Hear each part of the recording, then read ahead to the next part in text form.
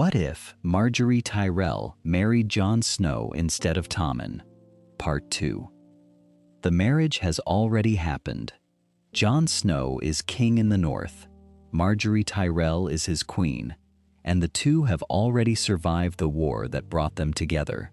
But the wedding was only the beginning, because once Jon Snow and Margaery Tyrell began ruling Winterfell together, the balance of power across Westeros started to change. In this continuation, we follow the kingdom they built after defeating the Boltons. As Margaery works to win the trust of the North, the Reach begins pouring its wealth into Winterfell, and new alliances bring the Greyjoys into Jon's growing coalition. But their greatest challenges are still ahead. Daenerys Targaryen has returned to Westeros with 3 dragons and a claim to the Iron Throne. The threat beyond the Wall is growing, and Jon and Margaery must decide whether they can work with a queen who may never accept an independent North. As the dead begin to move south, their political game becomes a fight for survival. And when the war for the living is finally over, Jon and Margaery will face an entirely different question. What happens when the greatest threat to their kingdom is no longer the dead, but the living? This is the continuation of Jon Snow and Margaery Tyrell's story. The marriage was only the beginning. Now, let's see what happened next. As Jon and Margaery fight to protect the kingdom they built, face the arrival of Daenerys Targaryen, confront the growing threat beyond the Wall, and discover that surviving the dead may be only the beginning of their greatest struggle. Snow had begun to fall again over Winterfell, soft and unhurried, settling upon the gray stones of the ancient keep, as though the world itself sought to bury the memory of the battle that had passed. Where the banners of the flayed man had once hung in cruel triumph, 2 sigils now flew side by side, the gray direwolf of House Stark running eternal upon its field of white, and beside it, the golden rose of House Tyrell blooming against a bed of green. They snapped together in the cold wind that swept down from the north, and to those who looked up at them, there was something in the pairing that spoke of both hope and uncertainty, of a union forged not in the comfort of peace, but in the desperation of war. Jon Snow stood at a narrow window in the room that had once belonged to his father, watching the snow gather in the courtyard below, where men still labored to carry away the dead. He had won. That word sat strangely upon him, for it did not feel like victory to watch the bodies of northern boys and Tyrell soldiers laid together in the frozen earth, their differences erased at last by the same cold that would claim them all. The crypts below the keep held generations of Starks, kings and lords whose stone eyes stared into the dark, and Jon could not shake the feeling that he had joined a story far older and heavier than himself, one that demanded more of him than any sword ever had. He had barely taken his seat as king in the north when the gates had opened for a rider who could scarcely keep his saddle. The man had come from beyond the wall, half frozen, and speaking of things that made the guards uneasy, and the warning he carried had settled into Jon's chest like a splinter of ice that would not melt. The dead were moving again. He had heard such words before, had seen with his own eyes the blue fire that burned in the sockets of things that should have been at rest. And yet to hear it spoken now, in this hour that should have belonged to celebration, felt like a cruelty the gods had arranged with deliberate malice. Their victory had bought them a kingdom, but Jon feared it had not bought them time. Ghost was there when the rider was carried in from the cold, as he was always there, a white weight at the edge of the torchlight that other men unconsciously gave room to. He had grown since the ranging beyond the wall, or perhaps it was only that the world had grown smaller, and he moved through Winterfell with the quiet authority of a creature that understood what the stones remembered, even when the men within them had forgotten.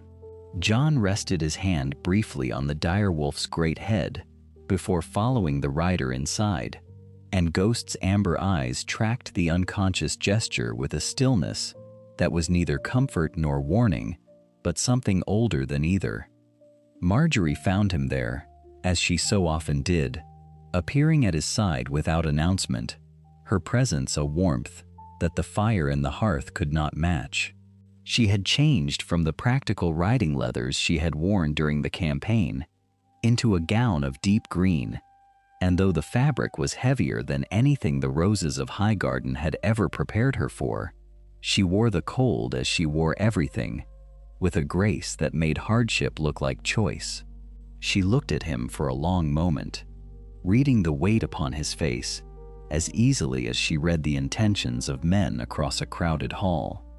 "You are brooding," she said, and there was no reproach in it, only a gentle knowing. "The men need to see their king, not a shadow at a window." "The men need to see the truth," Jon answered, though his voice held no edge for her. "And the truth is that we have taken a house that may not stand until spring." Margaery moved closer, and when she spoke again, her voice was quiet and certain. "Then we will make it stand. But first, they must remember why they bled for these walls, and you cannot remind them from up here." She had already given the orders, he learned, for the great hall to be prepared, for the long tables to be laid, and the fires built high, for a feast that would summon the northern lords and the Tyrell commanders, and every ally whose loyalty was now bound to the two of them by the thinnest of threads. It was not celebration she intended, though it would wear that face. Jon understood this as he watched her that night in the great hall, where the light of 100 candles danced across weathered faces, and the smell of roasting meat filled the air that had so recently carried the stink of battle. He moved among the warriors who had fought beside him, clasping arms, remembering names, speaking of the fallen with a sincerity that no lord could feign, and the men warmed to him as men always warmed to those who had stood in the mud and the blood alongside them. But Margaery watched. She measured. She saw which lords lifted their cups readily to the union of snow and rose, and which drank slowly, their eyes moving between the two sigils above the hall with something that was not quite trust. She marked the houses that feared the reach of Highgarden's gold, as surely as they feared the cold, and those who might, when the next war came, remember old grievances more clearly than new oaths. When at last the fires had burned low, and the hall had emptied of all but servants gathering the ruin of the feast, Jon and Margaery climbed the cold stair together to the chamber they now shared. There, with the wind pressing against the shutters and the candle guttering in its dish, Jon spoke the thing he had carried all through the long evening of clasped hands and careful smiles. "Winning this place frightens me more than any battle ever did," he admitted, and the confession seemed to cost him something, for he had not spoken it even to himself in such plain words. In battle, a man knows his enemy stands before him, but the north is divided. The winter worsens by the day, and I cannot forget what that rider told me. I keep hearing it, Margaery, even now. She came to him then and took his rough hands in hers, and there was steel beneath the softness of her touch. "We did not fight for Winterfell to hold a chair and a pile of old stones," she said. "We fought to give our people something to survive for, and I mean to help you build a kingdom strong enough to outlast whatever is coming down from beyond that wall, no matter what it costs us both." Jon looked at her, and for the first time since the rider had come, he allowed himself to believe it might be possible. Morning came to Winterfell gray and hard, the light thin as watered milk where it slid between the shutters and pooled upon the stone floor of the great hall. Servants had labored since before dawn to lay the long tables and stir the fires in their deep-set hearths, and by the time the lords began to gather, the smell of wood smoke and roasted meat filled the air. though little of it warmed the temper of the men who came stamping the cold from their boots.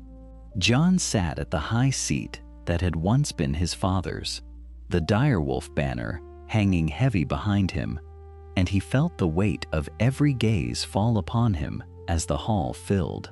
These were men who had bled for him, men whose sons lay in frozen ground because they had chosen his cause over the Boltons, and he understood that loyalty won in battle was a fragile thing that could crack in the quiet of a council chamber as easily as it might hold on a field of war. It was Lord Glover who spoke first, a broad and weathered man whose house had suffered greatly in the fighting, and he did not trouble himself to soften his words. He said that the North had crowned a king to keep the North free of southern meddling, and yet a daughter of Highgarden now sat at that king's side, with all the silk and cunning of the Reach at her back. He asked plainly whether the wolves of the North had traded one master for another, whether Winterfell would soon smell of roses instead of pine, and whether the customs their fathers had kept for 1,000 years would be quietly buried beneath the manors of the South. Around him, other lords murmured their agreement, some openly and some behind cautious eyes, and Jon saw the doubt spreading through the hall like frost creeping across a window pane. There were others who did not speak of Margaery at all, but of Jon himself, and their doubt cut deeper for being older. A bastard raised in another man's shadow, they whispered, a boy given a name but never a birthright, and they wondered aloud whether such a man could truly bind the proud and quarrelsome houses of the North into a single fist. Jon heard the words and did not flinch, though something inside him tightened, for these were the same doubts he had carried through every year of his boyhood, and to hear them spoken now, from the mouths of grown men who held the fate of the North in their hands, was to feel that old wound opened afresh. He rose then, and the hall grew quiet, and he chose his words with the same care he had once chosen his steps across broken ice. He did not deny that he had been born a bastard, nor did he pretend that his marriage was a matter of the heart alone, for these men would have known the lie for what it was. Instead, he told them a plain truth, that the North could not eat its independence when the snows came, that pride would not fill the granaries nor arm the men who must stand upon the wall, and that the alliance he had made brought grain and gold and craftsmen without asking the North to bend its knee to any southern crown.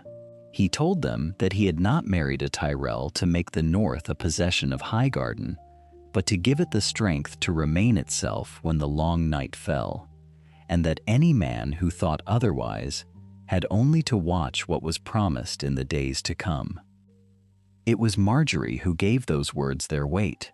She came forward with the poise of one who had spent her life among suspicious men, and she did not flatter the lords, nor plead for their favor, for she understood that the North despised both. She pledged before them all the grain of the Reach, the gold of Highgarden, and the skilled hands of its builders and smiths, and she named the numbers plainly, wagons and stores and men, so that no lord could accuse her of empty courtesies. Yet even as she made these promises, she was careful to say that the North would keep its own laws, its own lords, its own ancient ways, and that not a single custom of the wolves would be exchanged for a custom of the roses. She offered prosperity without demanding submission, and in that careful balance she began to turn the doubt in the hall toward something nearer to trust. For men who had feared a conqueror found instead a partner who asked nothing of them but their survival. Lord Glover was slow to yield, but yield he did, for it was hard to argue against full granaries when his own people had gone hungry, and one by one, the murmurs of the hall shifted from suspicion to grudging respect. By the time the council broke and the lords departed to their chambers, Jon understood that a battle had been fought and won that day, as surely as any upon the field, though not a single sword had been drawn. That night, In the quiet of their solar, the fire burned low, and the wind moved restless against the tower walls. Jon stood at the narrow window, watching the snow drift down into the darkened yard, and he spoke of the fear that had not left him, the fear of becoming the kind of king who would sacrifice every good and gentle thing he had for the sake of holding power. He had seen such men, he said, and he did not wish to become one, and yet he could feel the crown pressing that hunger into him already. Margaery came to stand beside him, and she told him quietly that she had no wish to rule in his place, nor to make his choices for him, but only to ensure that the kingdom he protected would have the friends and the stores it needed to endure the winter that was coming.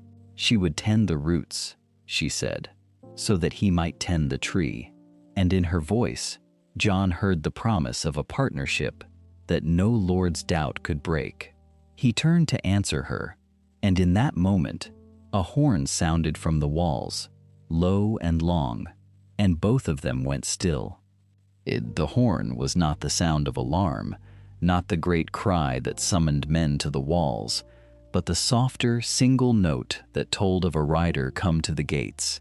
And so Jon and Margaery descended together through the cold stone stairwells of the tower, past the guttering torches and the frost that gathered in the seams of the ancient walls, and came out into the yard where the snow fell in slow spirals, and a raven had already been carried in from the rookery, its message clutched in the maester's chilled and reddened fingers. The old man, whose name was Wolkan, and whose breath came in pale clouds before his face, waited for them beneath the shelter of the covered walk. And when Jon nodded to him, he unrolled the small parchment and read it aloud, in a voice that carried no more warmth than the wind. The message came from a friend of the Tyrells, who yet lingered in the capital, one of the few who had not perished when the great sept of Baelor burned, and it told of a thing that changed the shape of everything they had been planning through the long, dark weeks of that winter. Cersei Lannister, it said, had gathered the whole of the crown's power into her own 2 hands after the destruction of the sept and all those who had gathered within it, and she now sat the Iron Throne without any voice raised against her, a queen made from the ashes of her enemies and crowned in the smoke of their ruin. Margaery listened without moving, and Jon watched the stillness settle over her face like the snow settling on the flagstones at their feet, for she had come very near to being counted among those ashes herself, saved only because she had fled north with him before the trap in the capital could close upon her. Yet the message carried more than the news of Cersei's triumph, and it was the second part that made Margaery's breath catch and her hand rise to press against the cold stone of the wall beside her. Her grandmother, the Lady Olenna, whose sharp tongue and sharper mind had shaped the fortunes of House Tyrell for longer than most men had been alive, had not been in the sept when it fell, and she lived still, withdrawn to the green and gold safety of Highgarden, with the strength of the Reach yet gathered about her. Margaery closed her eyes for a long moment, and when she opened them again, there was something in them that had not been there before, a steadiness that came from knowing that her house was not wholly broken, that it stood divided between a hostile south and a living root of power far from Cersei's reach, and that this division, cruel as it was, might yet be made into something useful. They did not speak of it in the yard, for the cold was fierce, and the words were too weighty to be spent upon the wind, and so Jon called for a small council to gather in the warmth of the great hall, and there, beneath the gray banners of the direwolf, and the golden rose hung new beside them, the trusted few came together to weigh what the raven had brought.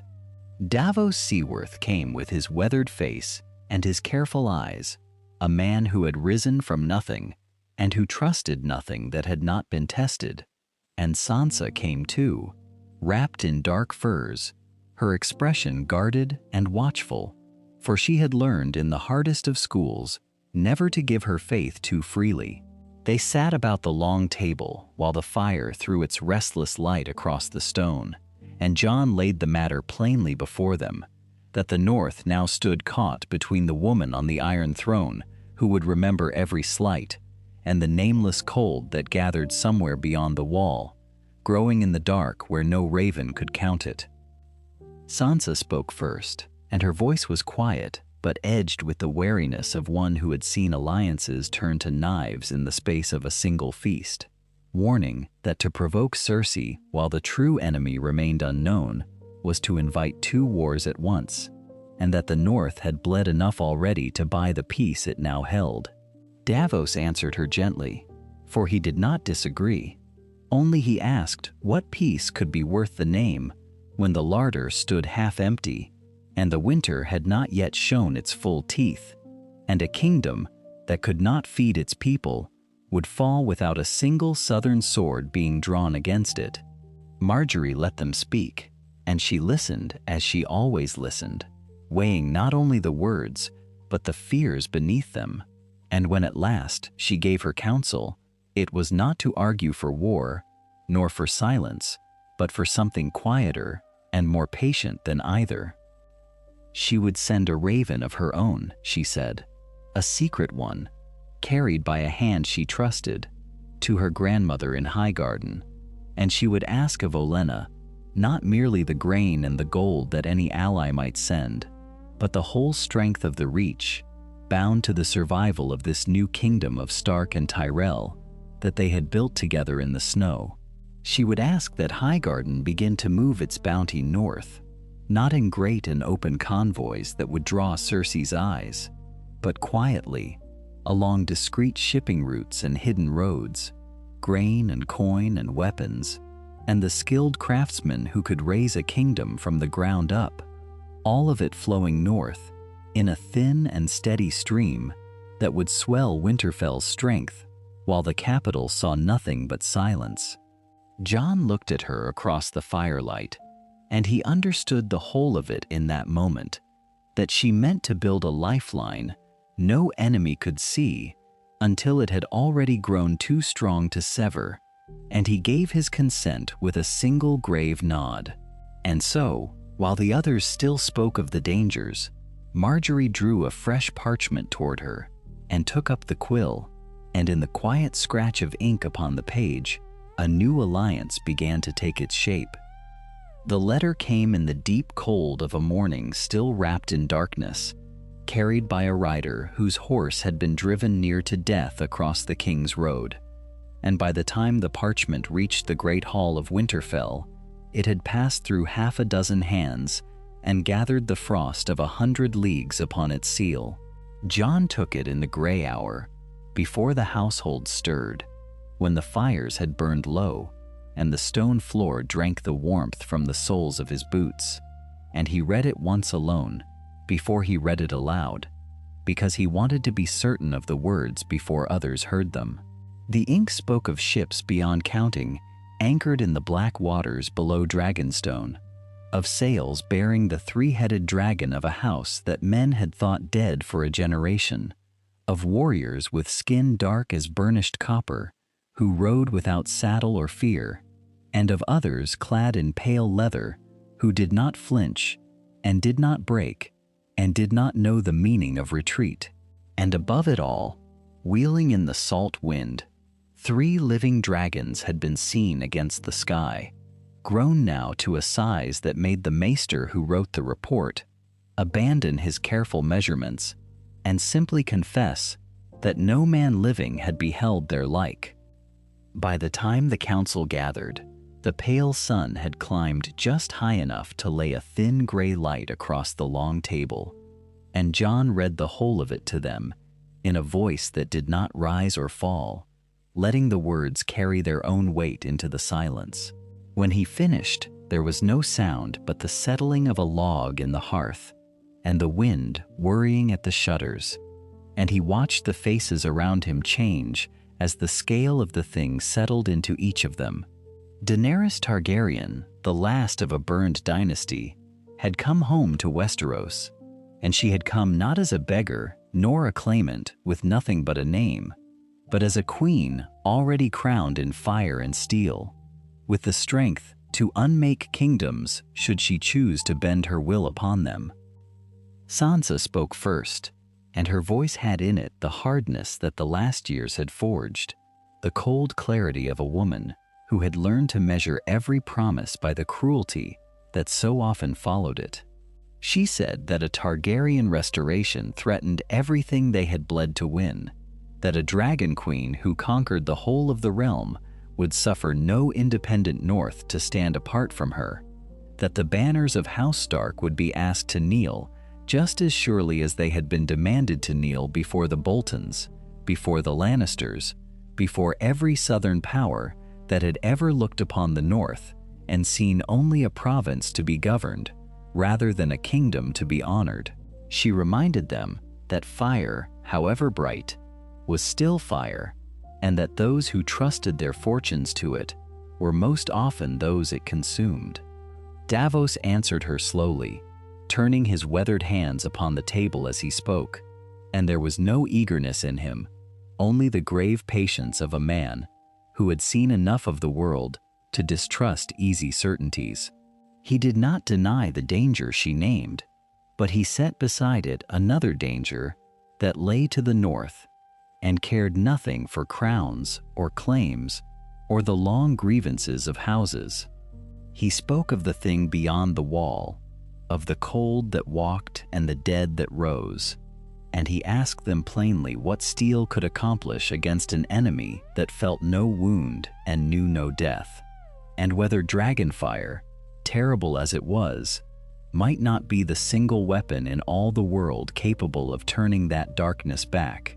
He did not counsel surrender, and he did not counsel trust, only that they not close a door that might one day prove the only door left open to them. And so Jon sat between two certainties, each of them true in its own fashion, each of them incomplete, and he felt the old familiar weight of a choice that had no clean shape to it. Sansa saw the peril of the dragon, and named it rightly, and Davos saw the peril of the dead, and named that rightly too. And the burden that fell upon him was the burden of holding both truths at once, without letting either one blind him to the other. He looked to the head of the table, where Margaery had listened through all of it in silence, her fingers folded and her eyes moving from speaker to speaker, gathering each argument as a merchant gathers coin. When at last she spoke, she did not raise the question of who was right, for she had long ago learned that such questions rarely governed the outcomes of great affairs. She laid the matter before them, stripped bare of feeling, cool and clean as a blade drawn from its sheath. There were 3 roads, she said, and only 3. They could bend to Daenerys and become one house among the many that served her throne, trading their hard-won freedom for her protection. They could oppose her and set the North against the dragons, which was to choose a war they might not survive, or they could make of themselves something so useful, so necessary to whatever came, that the Dragon Queen would have no choice but to treat with them as equals rather than subjects, to seek their friendship rather than their surrender.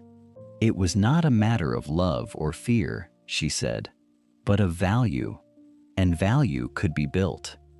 Jon was quiet for a long moment, his gaze upon the guttering fire, and when he lifted his head, the decision had already settled into the lines of his face. He chose the 3rd road. Before he ever stood in the presence of Daenerys Targaryen, before he ever looked upon those dragons with his own eyes, the North would be made strong enough that its friendship was worth more than its conquest, and to that end, every hour and every resource would now be bent. The road they had chosen demanded time, and time was the one thing the North had never been promised. Winter had already come to the world beyond the walls, and the days grew short and gray, the sun rising late and setting early over a land turned hard and white. In those weeks, Jon threw himself into the work of building, of forging alliances between houses that had once bled against one another, of counting granaries and mustering levies, and if the labor exhausted him, he did not show it, for there was purpose in exhaustion, and he had always found peace in purpose. Yet beneath all of it, unspoken and rarely acknowledged even in the privacy of his own thoughts, there remained an older fear that no amount of politics could quiet, a memory of dead eyes gone blue, and a cold that no fire could banish, and it waited in him like a stone at the bottom of a still pool. It surfaced on a morning when the sky hung low and heavy with the promise of more snow. A cry went up from the sentries at the northern gate, and men came running, for something was moving toward Winterfell across the white expanse, a shape that stumbled and fell and rose again with the terrible determination of a creature that had nothing left but the will to reach shelter before it died. When they brought him through the gates, he was scarcely a man at all, more a ruin wrapped in the frozen remnants of a ranging cloak, his lips black with frostbite, 3 fingers gone from one hand, his eyes hollowed by things they had witnessed and could not unsee. He had been part of a party sent to watch the far passes, and he was the only one who had returned. They carried him to the great hall and laid him near the fire, and Jon knelt beside him and gave him wine and waited. And when the man could finally speak, the words came in broken fragments that nonetheless struck the room silent. The dead were massing, he said, in numbers that could not be counted, a tide of them stretching to the horizon and beyond it, moving south with a patience that was worse than any charge. He had seen the ones who commanded them, pale figures upon dead horses, and he had watched his brothers rise again after they had fallen, their throats torn open and their eyes gone the color of ice. He begged them to believe him, and then the strength went out of him, and he lay staring at the rafters, weeping without sound. Jon rose slowly, and those who watched him saw that the color had drained from his face, not with surprise, but with a dreadful confirmation, as a man learns that the thing he has dreaded all his life has finally come to meet him. He gave orders that the survivor be tended and warmed, and then he called his lords together in the hall that same night, and he spoke to them plainly, without the softening that lords expected of one another. He told them of the White Walkers and the Whites, of the war that had begun long before the war they thought they were fighting, and he told them that every quarrel over crowns and thrones would mean nothing at all if the dead came south and found them divided and unready. The hall received his words, as he had known it would, with muttering and shifting and disbelief poorly hidden. Some of the older lords, men whose fathers had told them tales of grumpkins and snarks to frighten children into obedience, looked at their young king with something close to pity, wondering aloud whether the years beyond the wall had unsettled his mind and filled it with the superstitions of the Night's Watch.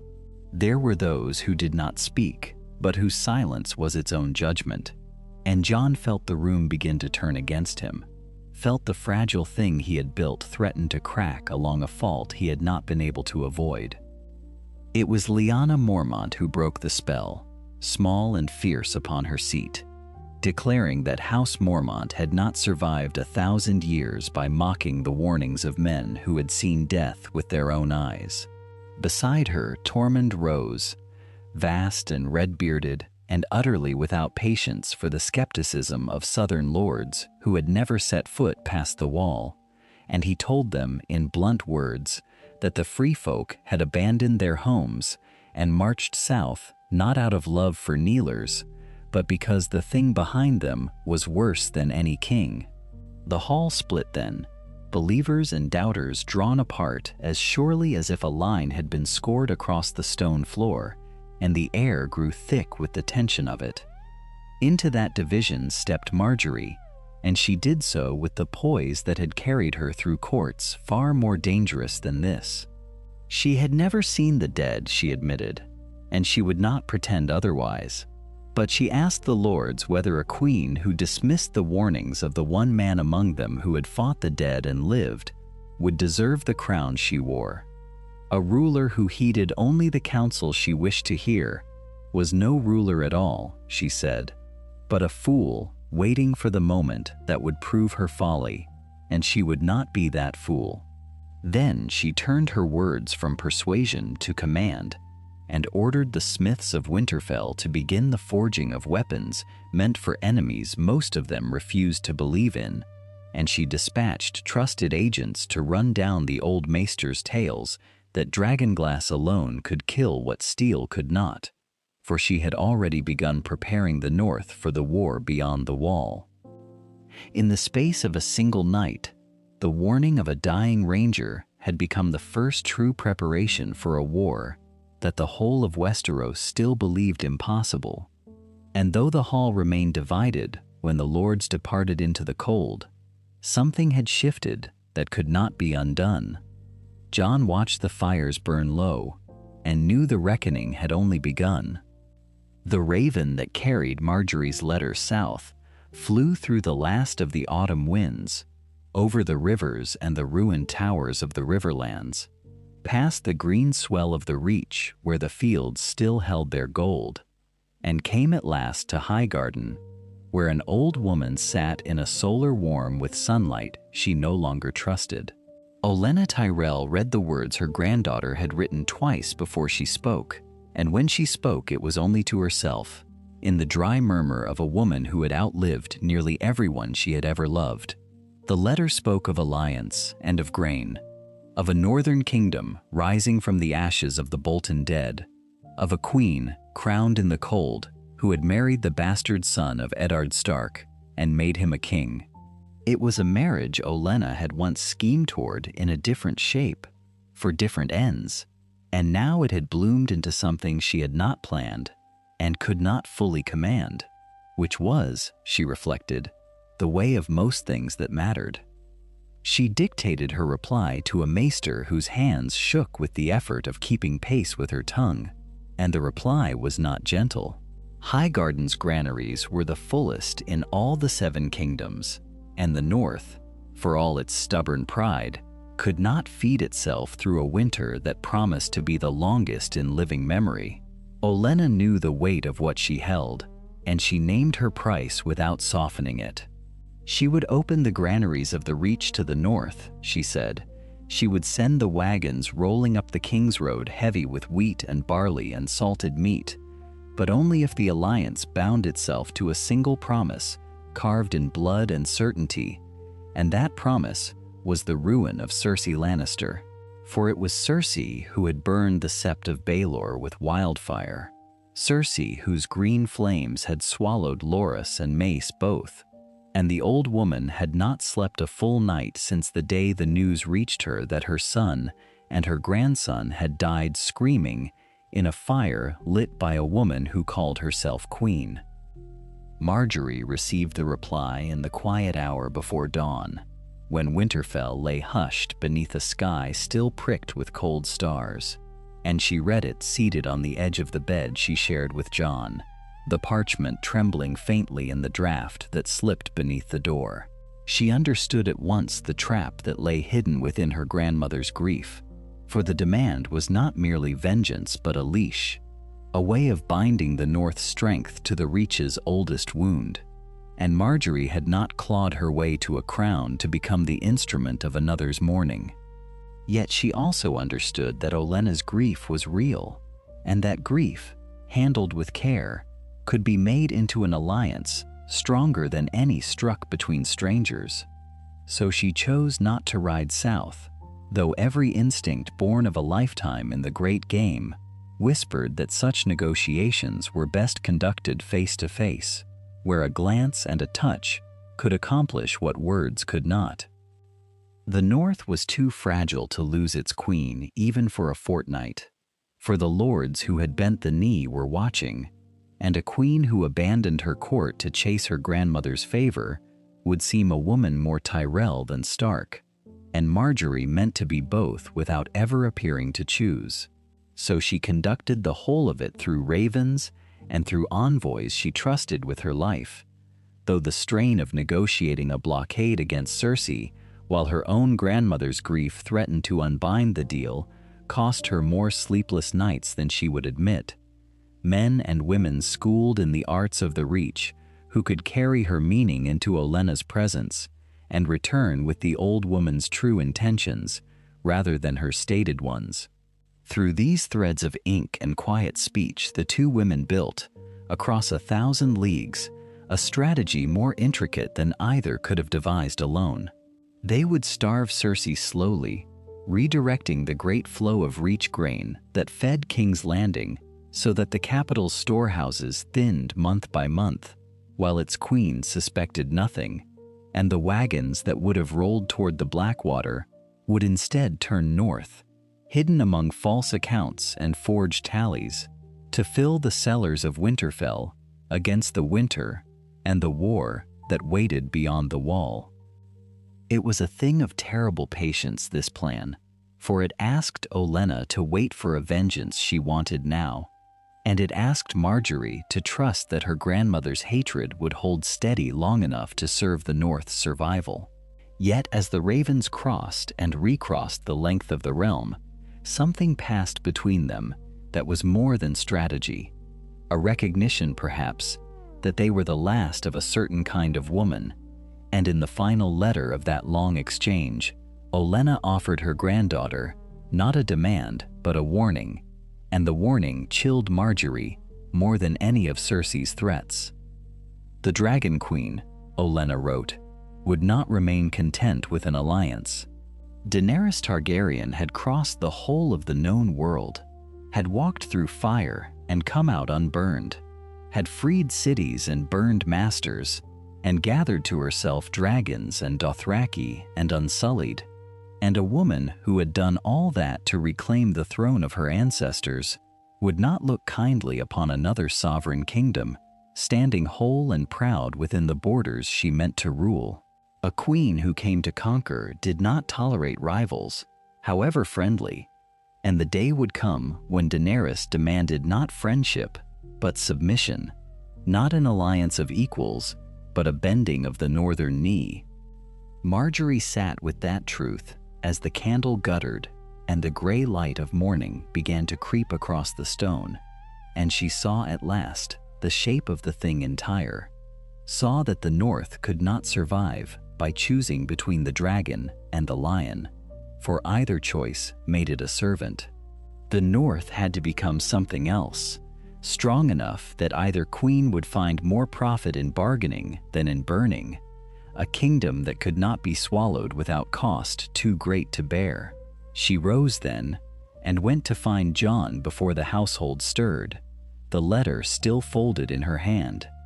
The word came from White Harbor before the snows of the new month had settled, carried by a rider whose horse was near to foundering when he reached the gates of Winterfell, and the news he bore set the whole of the castle whispering long before it reached the ears of those who governed it.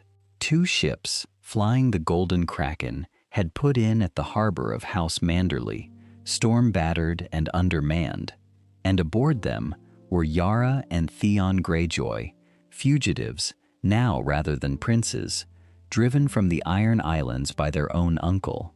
Euron Greyjoy had returned from his long wandering across the seas and claimed the Salt Throne through a king's moot and slaughter both, and those who had stood against him had fled or died. And so the last true children of Balon Greyjoy had come north with what little remained to them, seeking not conquest but shelter. Jon received the news in the great hall with Margaery beside him, and he felt the old weight settle into his chest at the mere sound of the name Greyjoy, for there was scarcely a name in all the North more hated within those gray walls.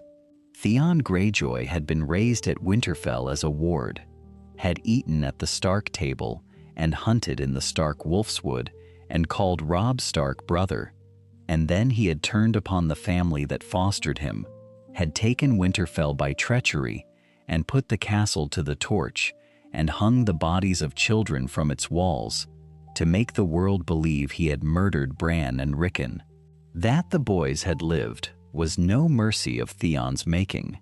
That the castle had risen from its ashes was the labor of others. To shelter such a man was to open an old wound that many in the north had never truly let heal, and Jon understood this even as he understood the thing that pulled against it.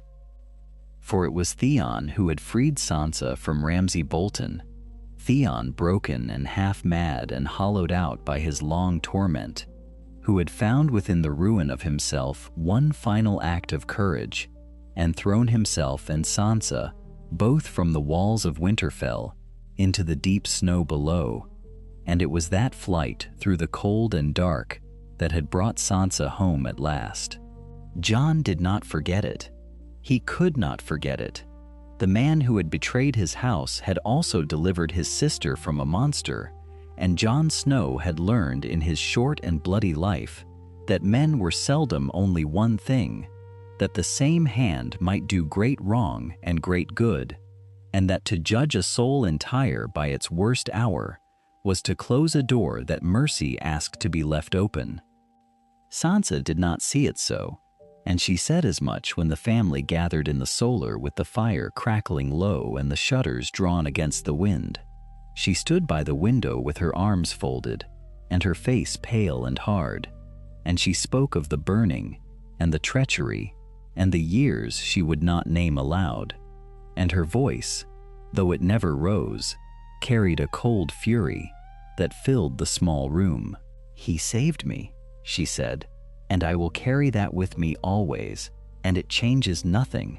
He is Ironborn, and the Ironborn take what is not theirs and call it their right, and if you welcome them here, you welcome the same knife that opened this house before." Jon listened to every word, and he did not dismiss her, for her pain was real and earned in ways he could scarcely imagine. And yet when she had finished, he shook his head slowly and told her that the North needed ships as surely as it needed grain, and that Yara Greyjoy commanded the only fleet that might yet be turned to their purpose before the seas closed with ice and war. So it was that Jon rode to White Harbor through the deepening cold, and there in the great domed hall of the Merman's court, he met the Greyjoys face to face, Yara straight-backed and defiant with the salt still in her hair, and Theon, a shadow of the boy Jon had known, thin and flinching and unable to hold his gaze for long. Jon did not embrace him, nor did he offer him the warmth of forgiveness he had not the right to give on Sansa's behalf. But he clasped Yara's forearm and named her an ally, and he offered the Greyjoy fleet a harbor and a purpose in exchange for their oars and their sails, granting them the shipping lanes that would carry the southern grain northward, the very route that Margaery had spent long nights calculating in ink and candlelight. The bargain was struck, and it split the North near in two the moment word of it spread. Lords whose halls the Ironborn had burned, whose kin the Reavers had drowned or dragged into thraldom, sent ravens thick with anger, and rode to Winterfell to speak their fury to Jon's face.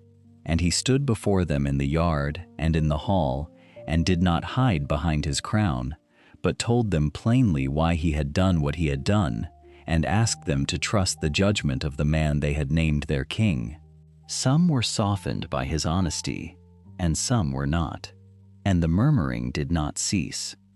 Yet while Jon spent his voice defending the choice, Margaery went quietly to work, turning a controversial mercy into something the North might actually be grateful for. Meeting with Yara in the privacy of the guest chambers, and with the Manderley merchants in their counting houses, drawing up the terms of trade, the tallies of ships and the routes they would sail, the salt and the timber and the grain, until what had begun as a debt of gratitude to a broken man became the beginning of a navy the North had never possessed. She was bent over one such ledger, Yara across the table from her with a cup of dark ale untouched at her elbow, when the door opened without knock, and a maester entered white-faced, a sealed scroll trembling in his hand. The scroll bore the mark of a raven come from the far south, from the black shores of Dragonstone itself, and when Margaery broke the seal and read the words written there in a cramped and careful hand, she felt the whole shape of the coming year rearrange itself within a single breath. Tyrion Lannister, once the imp of King's Landing and now the hand of Daenerys Targaryen, extended an invitation phrased as courtesy, but weighted like an anchor. The Dragon Queen had landed in Westeros. She held the ancient seat of her house and the fire that came with it, and she wished to speak with the king in the north. Jon read it many times in the days that followed, standing at the high window of the Lord's chamber, while the wind came down off the mountains and rattled the shutters, and each time the choice inside the parchment refused to grow any smaller. To go was to place himself within reach of dragons and of a woman who believed the whole of the realm was hers by right of blood and fire. To refuse was to declare the North's enemy the only enemy that mattered, while pretending the South did not exist. And Jon had walked among the dead beyond the wall and knew that pretending changed nothing that was coming. It was Margaery who framed the matter plainly, sitting with him by the fire on the last night before he sailed, her hand resting lightly over his where it lay upon the arm of the chair. She spoke of dragonglass, of the mountains of it that the maesters swore lay buried beneath Dragonstone's black cliffs, of how the dead could be unmade by that ancient volcanic glass when nothing else in the world would touch them. She told him that he would go, not as a supplicant and not as a conqueror, but as a man who needed something and had something to offer in return, and that the whole art of the meeting would lie in never once forgetting which of those he was. She would hold the North while he was gone, and she would hold it well, and he need carry no doubt of that across the water with him. So Jon sailed, and the gray seas gave way to the gray shape of the island rising from them, its towers carved into the likeness of dragons that seemed almost to move against the low and racing clouds. Tyrion met him on the shore with wry warmth and old memory between them, and led him up the winding stair to the great hall where the queen waited beneath a ceiling ribbed like the belly of some vast and sleeping beast. She was smaller than the stories, and younger, and there was in her eyes a certainty so total that it seemed almost a kind of grief, the look of a woman who had never once been permitted to doubt the destiny she had been promised. She named her titles, and they filled the hall, and Jon stood upon the cold stone floor and did not kneel. He told her that the North had crowned him without his asking, that his people had bled for their freedom against the Boltons, and against the winter, and against the men who had bought and sold them, and that he would not now hand that freedom to a queen who had spent her life across the sea. He told her the true enemy did not care for crowns, that it came from the North with blue eyes and no breath, and that every hour spent arguing over thrones was an hour surrendered to the cold. Daenerys would not accept it. She had crossed the narrow sea, she said, to reclaim the 7 kingdoms that her family had held for 300 years, not to treat with newly minted kings who had crowned themselves while her back was turned. She warned him, with the fire banked low in her voice, that no realm had ever stood alone against the storms gathering across Westeros, that pride had broken greater men than the bastard of Winterfell, and that she had no intention of watching the North carve itself away from the hole she meant to make. They circled each other with words for the better part of 2 days, neither yielding, and the meeting might have foundered entirely upon the rock of that shared and stubborn certainty had Jon not carried Margaery's counsel folded quietly in his mind. He did not press the question of the crown, for he had seen that it could not be won across a table and would only harden into refusal. Instead, he offered what she could not spurn without folly. He would fight beside her against the dead, but only after she signed a written recognition of the North's sovereignty as the price of his aid, a condition Margaery had insisted no canon king ever thought to demand, binding her to terms that would outlive the war itself. In that war, and in exchange she would grant him leave to mine the dragonglass beneath her feet and carry it home to arm his people. The matter of who ruled the North they would set aside, unresolved, a wound left open by mutual consent until the greater threat was understood and the world had a shape worth arguing over. Tyrion pressed the compromise upon his queen with all the cleverness he possessed, and Daenerys, who wanted the man's swords more than she wanted his surrender just yet, allowed it. She did not renounce her claim, and neither did Jon renounce his crown, and so they parted, as two rulers bound together by a common enemy and divided by everything else, each convinced that time would prove them right. Jon sailed north again with the salt wind at his back, and the holds of his ships filling day by day with the black weight of dragonglass hewn from the caverns beneath the island, the very stone that might yet save every living soul in Westeros. He had not knelt, and he had not lost the North, and he carried home the weapons his people so desperately needed. Yet as the coast of the mainland rose gray upon the horizon, he knew the truce hanging behind him was a fragile thing, a bridge of glass across a chasm, and he could not say what waited to meet him upon the shore he had left in Margaery's keeping.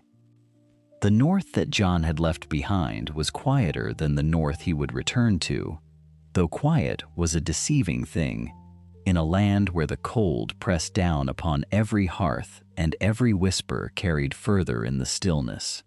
Margaery had learned this in her first weeks at Winterfell, learned it the way she learned all things, not through the study of maps and ledgers alone, but through the slow, patient art of listening. She had come to the North a southern rose transplanted into frozen soil, and there had been those in the great hall who murmured that she would wither, that a woman raised in the sunlit gardens of Highgarden could never take root in a place where the wind cut like a blade. They had underestimated her, as men so often underestimated the flowers they crushed underfoot, and by the time Jon's sails had cleared the horizon, she had already woven a net of eyes and ears through every hall from the Wolfswood to the White Knife. It was through this net that the whisper reached her, carried on a night when the snow fell soft and endless against the leaded windows of her chambers. A serving girl who had poured wine at a feast 3 moons past, a stableman who had heard 2 riders speaking low in the shelter of the outer walls, a merchant whose loyalty Margaery had purchased, not with coin, but with the small kindnesses that men remembered longer than gold. Each fragment meant little on its own, but Margaery had a gift for seeing the shape hidden within scattered pieces, and as she sat before the fire with a cup of mulled wine cooling untouched in her hands, the shape resolved itself into something dangerous. Somewhere in the shadow of the Dreadfort, the last loyal men of House Bolton were gathering, and they meant to take back the seat of their flayed masters, while the king in the North sailed distant seas. She did not act in haste, for haste was the enemy of certainty, and a false accusation would cost her more than the plot itself. Instead, she drew the threads tighter, sending word through the same quiet channels, asking questions that seemed to be about nothing, gathering names the way a gardener gathers seeds. By the time she was certain, she held not a rumor, but a list, and the list held men of houses that had bent the knee to the Starks, with lips that smiled while their hearts still bled for the Boltons. She summoned the maester to her solar and dictated her orders in a voice as smooth and cool as the snow beyond the glass. And within days, the conspirators were taken in their beds, dragged from warm chambers into the biting dark, and brought in chains to Winterfell to answer for their treachery. The hall was full when they were brought before her, full of lords and their bannermen, and the common folk who pressed at the doors to see what manner of justice the Southern Queen would deal. The North remembered its justice, remembered the flayed men of the Boltons, and the cold blade of stark honor that took a man's head with the very hand that passed the sentence. They expected blood, and Margaery understood that they expected it, and she understood too that blood was the easiest thing in the world to give and the hardest to take back. She sat in the high seat with her hands folded and her spine straight, and when the conspirators knelt trembling upon the flagstones, she did not reach for the executioner. "You plotted to raise the banner of men who peeled the skin from your neighbors," she said, and her voice filled the hall, though she did not raise it. "You would have brought the flayed man back to fly over the Dreadfort, and for that, your lives are forfeit by any law of the North. I could take your heads, and no lord here would name it unjust." She let the silence stretch, let the fear settle deeper into the men before her, and then she leaned forward. "But the North has bled enough. The winter that comes for us all cares nothing for whose banner a man died beneath.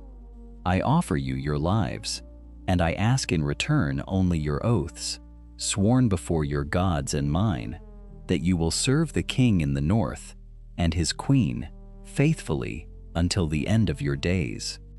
Something moved through the hall then, a stirring like wind through grain, for this was not the way of the Boltons, and it was not the way of the Starks, and the wavering houses, whose loyalty had never been sure, found themselves looking upon a ruler who chose to bind rather than to break. The conspirators wept and swore, and the lords who watched marked well how mercy could purchase what fear never could. And when they rode home to their own halls, they carried the tale of the queen who spared where she might have slain. Sansa Stark watched all of it from her place beside the high seat, and in her pale, guarded eyes, a change was working that no one else could see. She had come to distrust Margaery in the days of King's Landing, had learned in the harshest of schools that a beautiful woman with a soft voice was often the most dangerous creature in any room, and she had watched this Southern Queen take her mother's place at Winterfell with a suspicion she had not troubled to hide. Yet suspicion was a difficult thing to sustain in the face of what she now witnessed, for Margaery ruled not to enrich herself, nor to flatter her own vanity, but with a steady care for the survival of them all. And Sansa recognized in that care something she had believed lost with her family. When the hall had emptied, and only the two women remained beneath the gray light falling through the narrow windows, Sansa crossed the stones slowly and stopped before the high seat, studying the woman who sat there, as though seeing her clearly for the first time. "My brother chose better than I feared," Sansa said at last, and the words cost her more than she let show. "The North will need us both before this winter ends. I think we had best learn to trust one another." The ship that brought Jon home to the northern coast rode low in the water, its hold heavy with the black glass that would arm the living against the dead. He stood at the prow through the last of the crossing, watching the gray shoreline sharpen out of the mist, and in his hand he turned over the words Daenerys had spoken to him before he sailed, words that had lodged themselves in his mind like a splinter he could not draw free. She had offered him something he had not expected, and it was the unexpectedness of it, more than the offer itself, that troubled him. She would send a dragon north, beyond the wall, to look upon the dead with her own eyes, and in exchange, she asked only that her bannermen be permitted to mine the obsidian of the North, without hindrance or toll. It was a fair bargain by the measure of any council table, and yet Jon had learned that the fairest bargains were often the ones that concealed the deepest hooks. The dragonglass was unloaded through the long, cold afternoon, crate upon crate hauled up from the hold, and stacked beneath tarred canvas against the coming rain, and Jon watched the labor with the particular restlessness of a man who has decided nothing and must decide everything. He thought of the ranging he might have led, the reckless march into the white wilderness beyond the wall that some part of him still ached to undertake, for it was in his nature to meet danger by walking straight into its heart. Yet he was no longer only a man with a sword. He was a king now, or something near enough to it, bound to a queen in the south and to an alliance whose strength lay not in the courage of any single body, but in the cold coordination of many.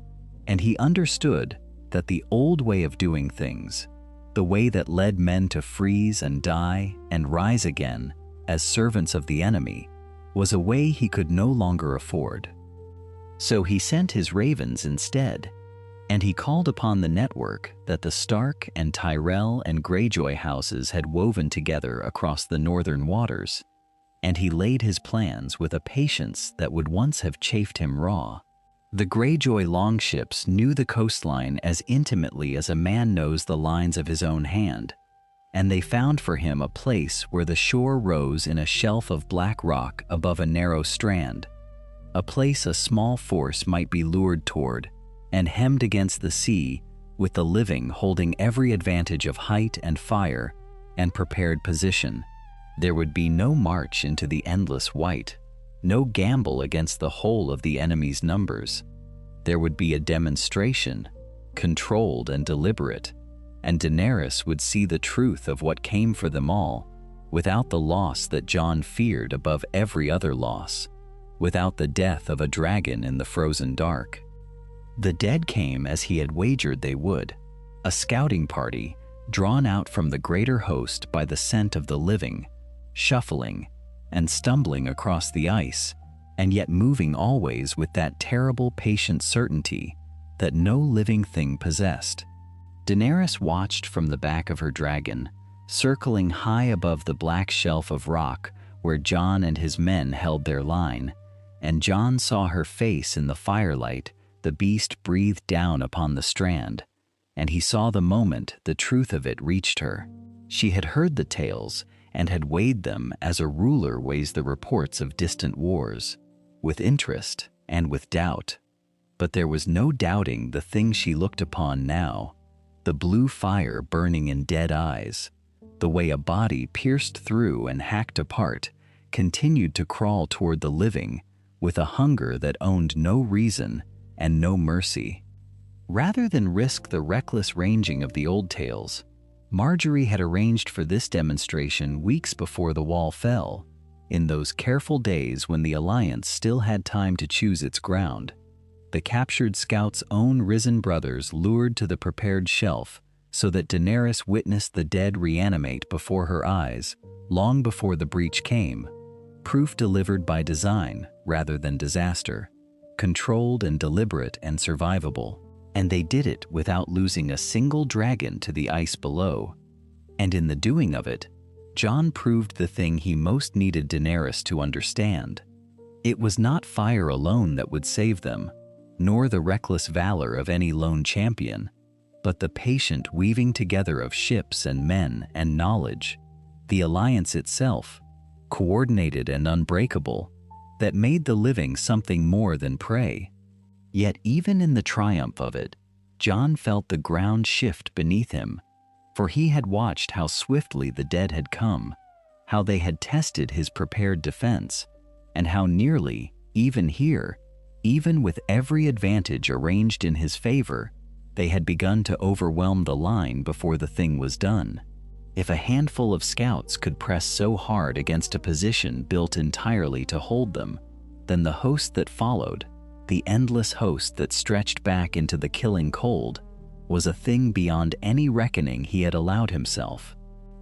That night, in the low cabin of the ship, with the captured white howling silently in its iron cage upon the deck above, Jon wrote to Margaery by the light of a single guttering lamp, and the words came slowly and with great weight.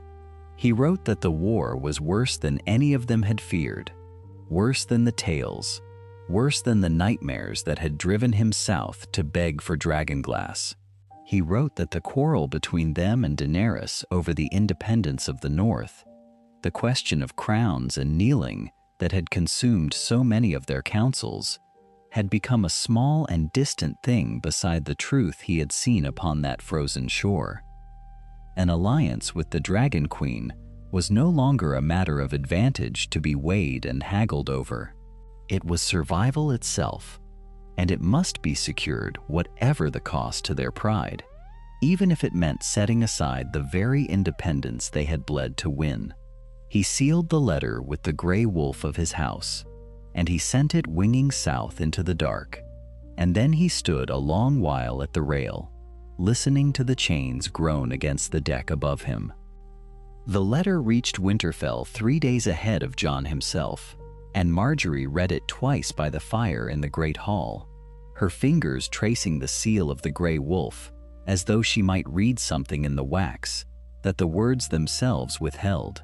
She understood at once what he was asking of her, and she understood too that he had asked it in a way that gave her room to shape the answer, for Jon Snow had never been a man of intricate designs, and she had learned in their months together that the surest way to honor his blunt courage was to build the delicate machinery it could not build for itself.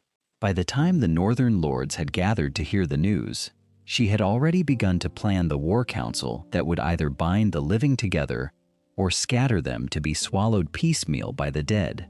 It was no small thing she attempted, and she knew it. To seat Daenerys Targaryen at the same long table as the northern lords who had sworn never again to bend to a southern crown, to place the Greyjoys of the Iron Islands within arm's reach of men whose fathers had died fighting reavers, to gather beneath one roof every grievance and every old wound that Westeros had nursed for generations, and then to ask them all to speak of common cause while the wind howled against the shutters and the hearths struggled against the cold, was to attempt something that no monarch in living memory had managed.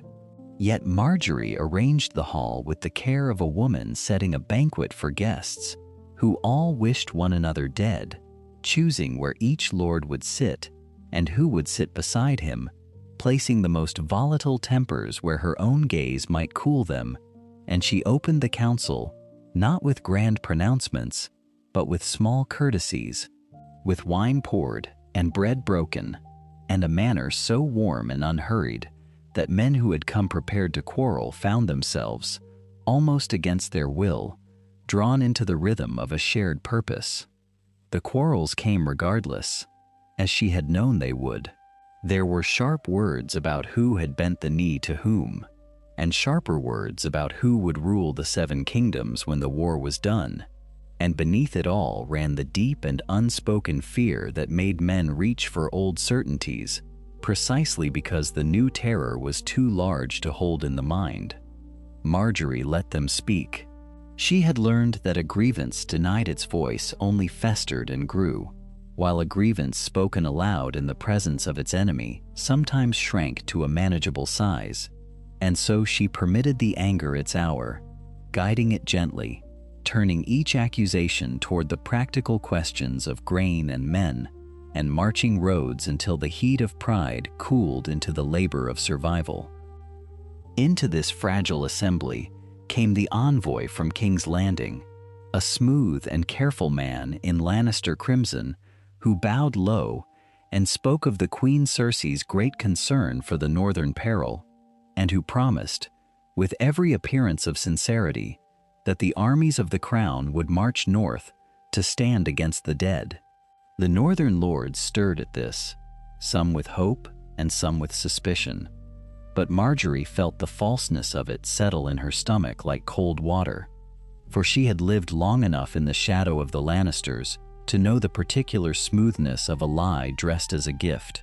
She did not reject the offer, for a rejection would have seemed like folly to the desperate men around her, and it would have handed Cersei the gift of appearing generous, while the North appeared proud and rash.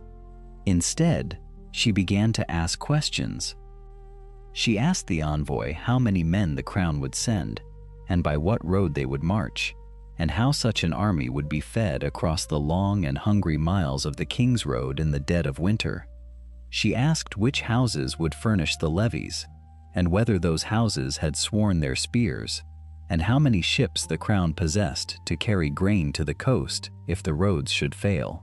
She asked her questions gently, one after another, her voice never rising, her manner never anything but gracious, and the envoy answered them one after another, until the answers began to contradict one another, until the numbers he named for one purpose could not be reconciled with the numbers he named for the next, until the whole gleaming promise came apart in his hands like rotten cloth.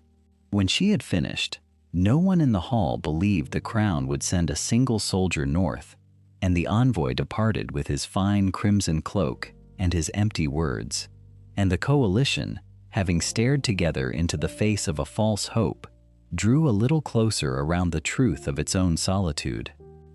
That night, when the hall had emptied and the fires had burned low, Daenerys asked Margaery to walk with her along the cold stone gallery above the yard, and there, with their breath ghosting white in the darkness, and the sentries pacing far below, the Dragon Queen spoke plainly of the thing that no council could dissolve. She asked whether Jon's crown would ever bend to hers, whether the North would ever truly accept her as its rightful sovereign, or whether all this talk of alliance was merely the courtesy of men who meant to keep their independence the moment the danger passed. Margaery did not offer her a soothing lie, for she had seen how quickly Daenerys detected such things, and instead, she offered her a bargain shaped to the shape of the moment. She proposed that the question of thrones and kneeling be set aside entirely, sealed away and unspoken, until the dead were defeated and the living had earned the right to quarrel over the ashes. It satisfied no one wholly, this clause, for it asked each of them to march into the greatest war of the age with the deepest question of all left hanging unanswered above their heads, and yet it held, because it was the only thing that could. Daenerys was silent a long moment in the cold, and then she nodded once, and somewhere far to the north the wind changed. The wind that changed carried more than the promise of winter, for in the far reaches of the north, the wall itself had begun to feel the pressure of what pressed against it, that ancient barrier of ice and old magic that had stood for 8,000 years, now holding back a tide it was never built to withstand. At Eastwatch by the sea, where the ice met the gray and heaving ocean, the first breach came not with the crack of thunder, but with a low and grinding groan, the sound of something immense giving way by inches, and the men who kept watch there had perhaps a single heartbeat to understand what they were hearing before the frozen wall fell inward upon itself, and the sea of the dead poured through the gap it left behind. There had been talk, in the warm councils far to the south, of a slow defense, of falling back from ring to ring, of trading distance for time, and bleeding the enemy across 100 leagues of frozen ground. All such talk ended in that single moment, for the dead did not march as living armies marched, needing rest and food and roads, and the torrent that spilled through the ruined wall moved south with a hunger that knew neither pause nor mercy. Word reached Winterfell by raven and by rider both, and the two rulers who had bound their fates together read the same message in the same hour and understood without speaking that every plan they had laid was now ash. Jon stood in the great hall with the parchment trembling faintly in his hand, not from fear, but from the cold that never truly left that place. And when he lifted his eyes to Daenerys across the long table, he saw in her face the same recognition that must have been in his own. There would be no clever maneuvering now, no careful husbanding of strength, no choosing of ground. Every soul who could hold a blade, every archer and every green boy, every sellsword and every sworn man, would be called to the walls of Winterfell, for it was the only fortress left that could hope to hold, and if it fell, then nothing behind it would stand. While the men bent themselves to the ordering of battle, arguing over sightlines and sallies and the placement of the dragons in the freezing dark, it was Margaery who understood that a siege was won or lost long before the first blow fell, in the quiet arithmetic of grain and fire and warm bodies kept alive. She moved through the castle with a calm that steadied everyone she passed, and she gave her orders in a voice that never rose and never wavered, directing the small folk down into the crypts where the old kings of winter lay in their stone silence. The children came first, and the old, and the women great with child, carried down the worn steps by torchlight into passages that had not seen so many living souls in centuries, and Margaery walked among them, speaking each name she knew and pressing warmth into hands that shook. She had the granaries counted and the counting checked. She had the wells guarded and the water rationed. She had the wounded quartered where they would not freeze, and the cooking fires banked so they would burn slow and long through whatever nights were coming. The dragonglass that Jon had carried home from Dragonstone had been worked by the smiths of Winterfell through the long dark weeks before the battle, chipped and ground into arrowheads and spear points, and the short stabbing daggers that every fighter now carried at their belt. For the Night's Watch had learned in blood what dragonglass could do to the dead, and Margaery had made certain none of that hard knowledge was wasted. The soldiers who watched her work understood, some of them for the first time, that this was a different kind of courage than the kind they carried, and that without it, their own would come to nothing. When at last the ordering was done, when the supply lines were drawn and the crypts were sealed, and the walls were manned by men who stamped their feet against the killing cold, Jon and Margaery slipped away from the war council for a handful of stolen moments in a small chamber high in the keep, where a single narrow window let in the last gray light of a day that might be their last. They did not speak at first.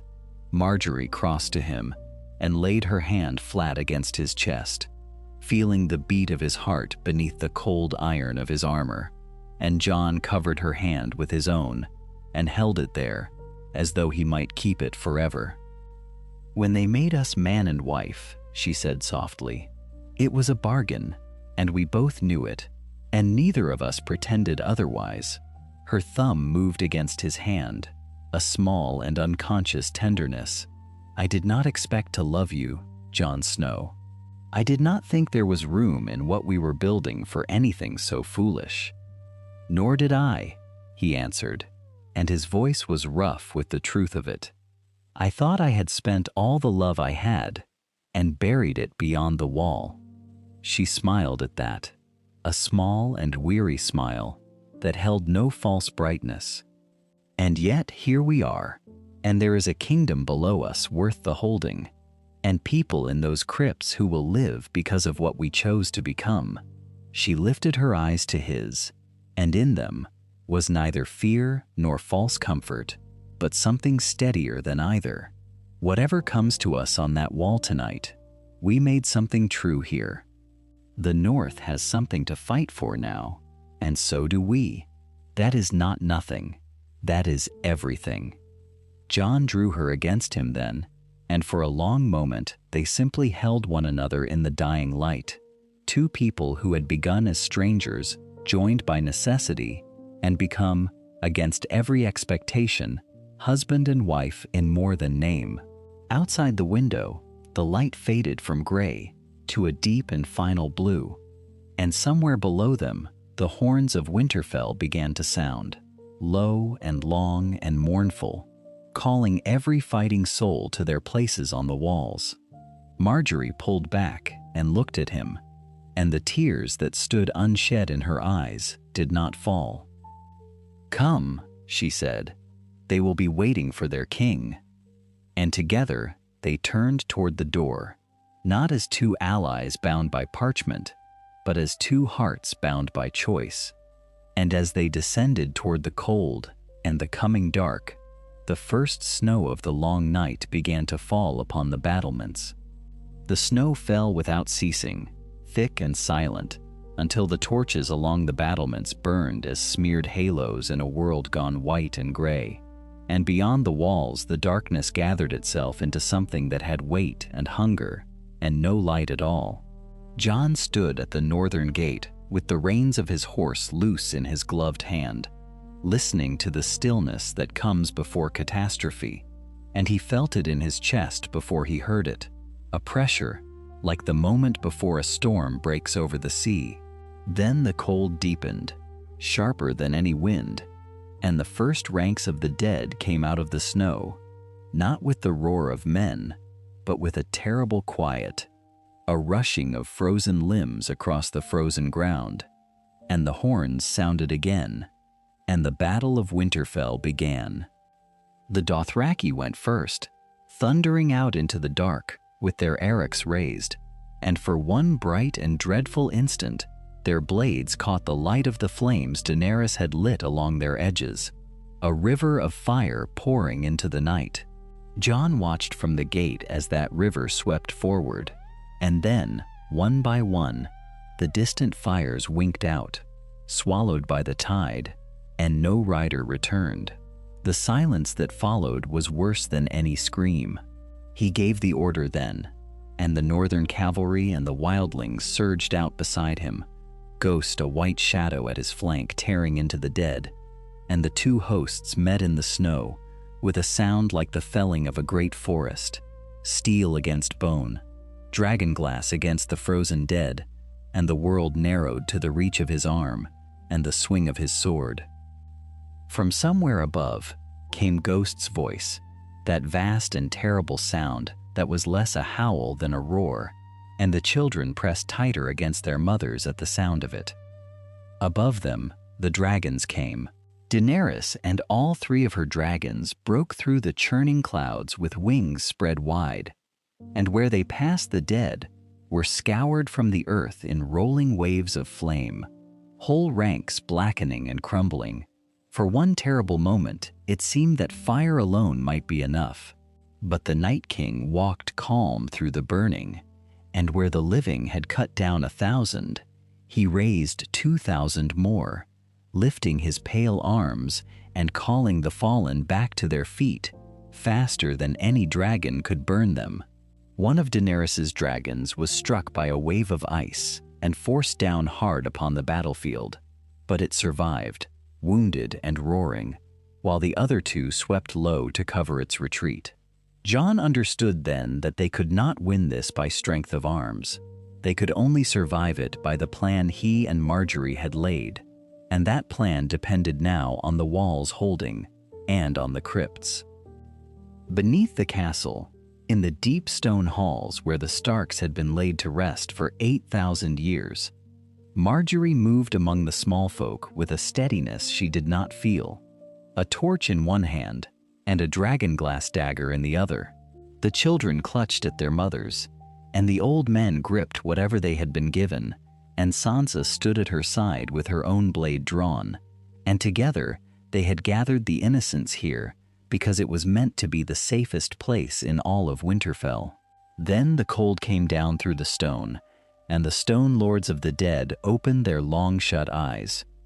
The first of the risen tore its way from a tomb with a grinding of ancient stone, and a woman screamed, and Margaery did not hesitate.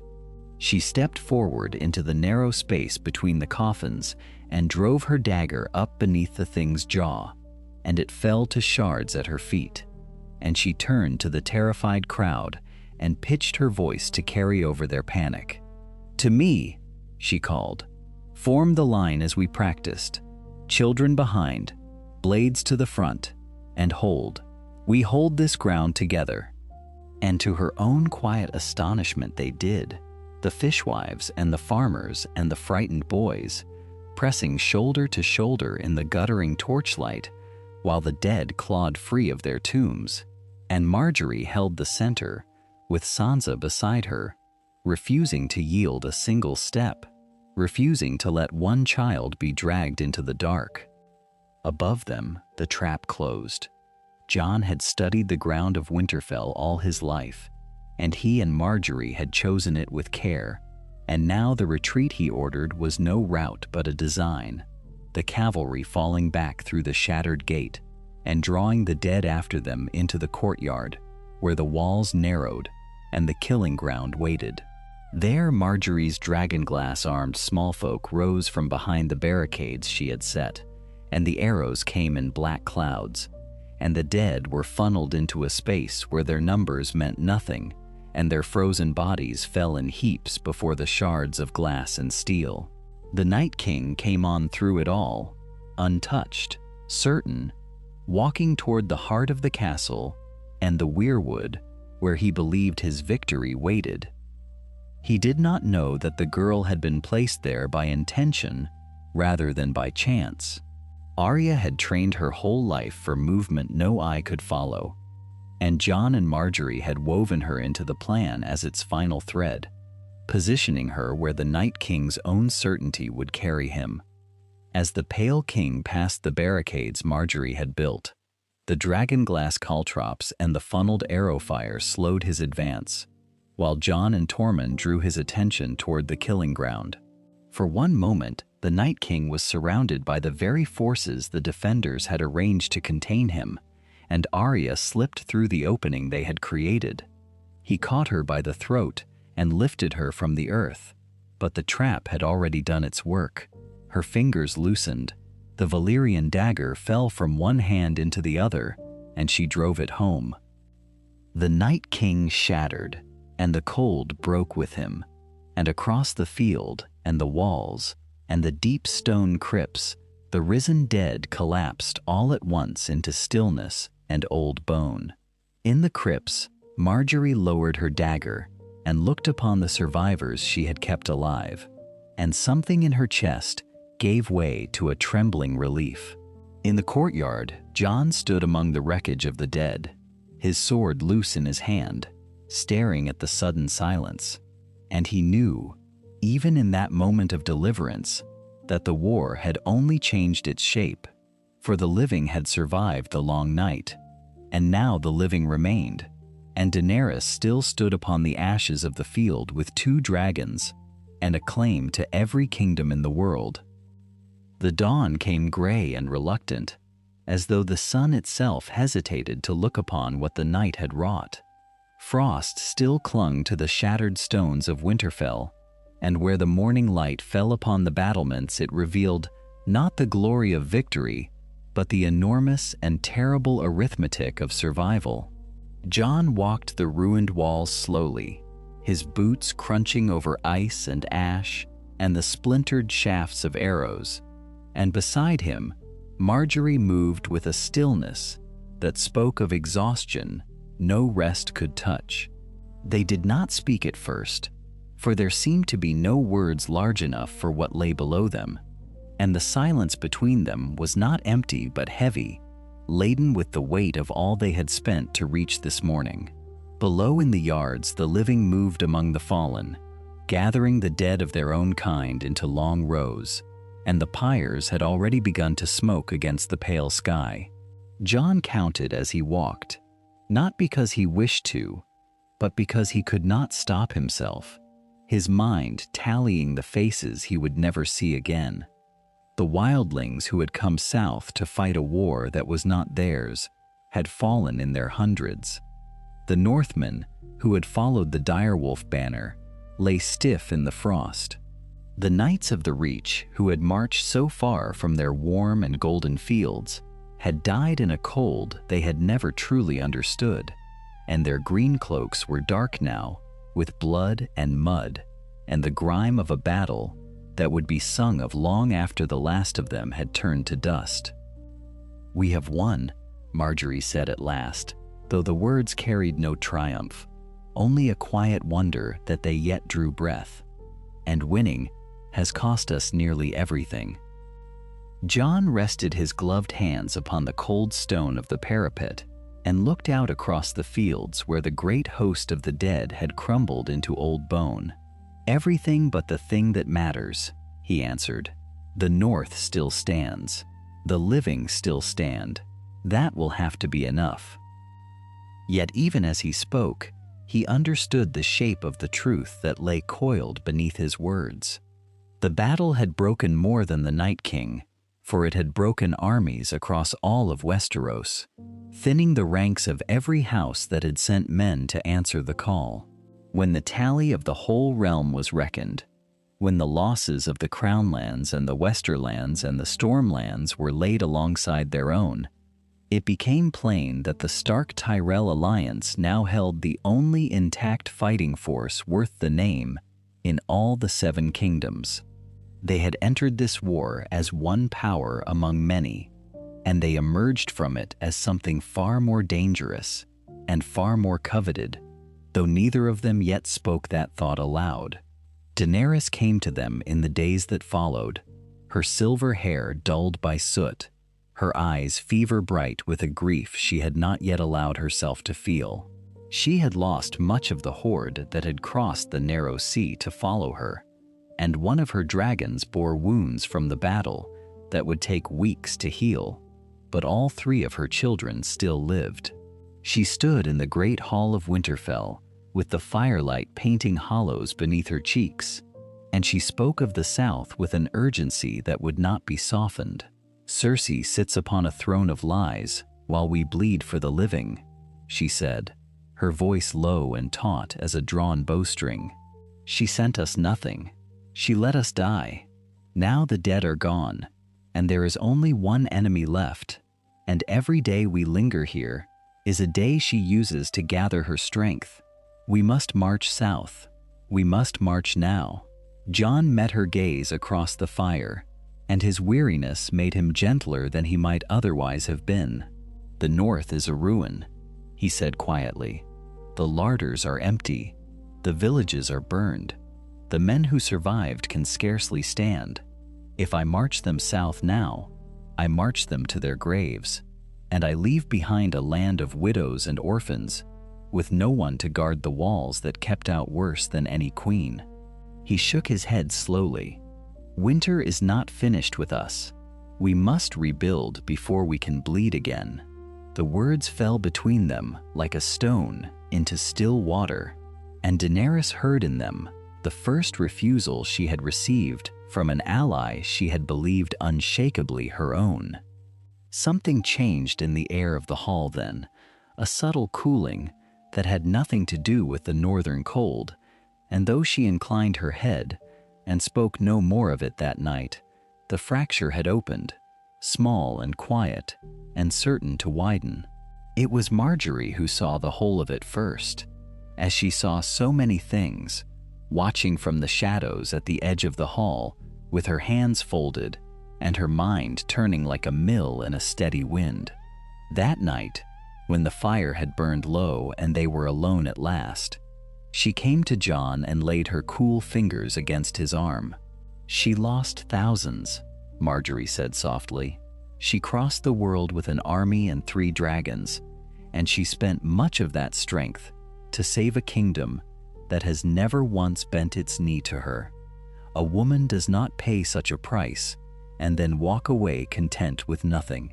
She will want her payment, Jon, and the only coin that will satisfy her is the one thing you will never give freely." Jon was quiet for a long moment, staring into the dying embers. "You think she will turn on us? I think the enemy that made us allies is gone," Margaery answered, "and now we are simply the greatest power left standing in her path.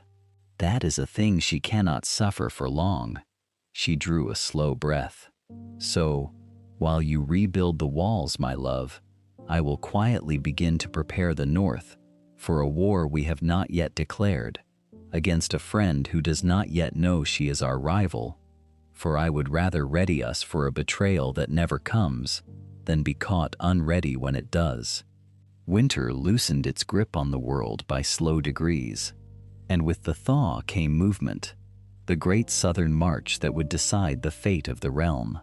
Word reached Winterfell in the gray hours before dawn, carried by a raven whose feathers were slick with the last of the melting frost, that Daenerys Targaryen had gathered her surviving strength and turned it toward King's Landing.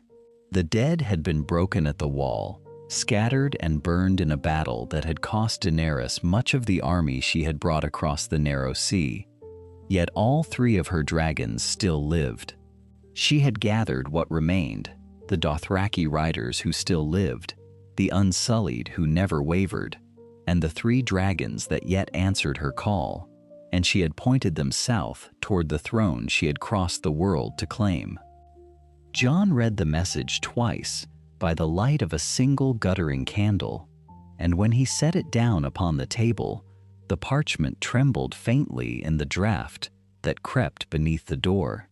He knew what such a march demanded of him, for an ally who sent nothing at all would soon be counted an enemy, and yet an ally who sent everything would leave the north bare and its walls unmanned against precisely the threat that Margaery feared.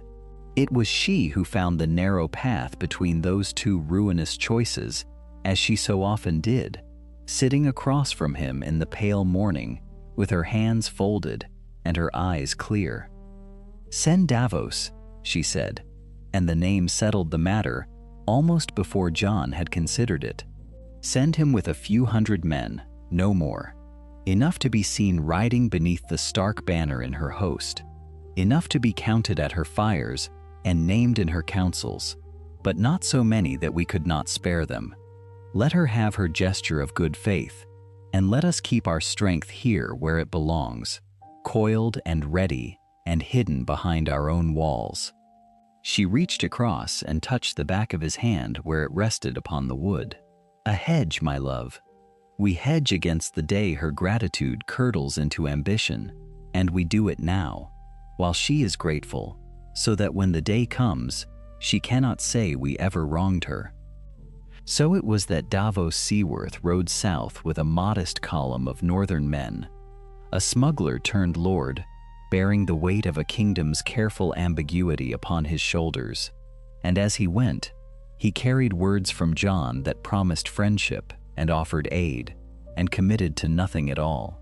He was a good choice for such a task, for Davos had spent a lifetime moving cargo past men who wished to search it, and he understood better than most how to give the appearance of an open hand while keeping something folded quietly within the palm. Yet even as the northern contingent made its way toward the smoking ruin of the capital, a stranger and slower siege had already done half of Daenerys's work for her, and it had been laid not by armies, but by an old woman's patient cruelty. Olenna Tyrell's grain blockade, begun so many months before and tightened with every passing season, had strangled King's Landing from within until the great city gnawed upon itself. Yet Margaery knew a starved queen was still a cornered viper, and she meant to see Cersei answer for the sept in person, not vanish anonymously into the dark. And so she set her agents to take the Red Keep's tunnels before the fire could be lit, or the queen could flee. The garrison commanders who had once boasted of holding the walls against any host now watched their men grow thin and hollow-eyed, abandoned by a queen who had retreated into the Red Keep to nurse her hatreds and hoarded what stores remained for herself and her golden company of sellswords.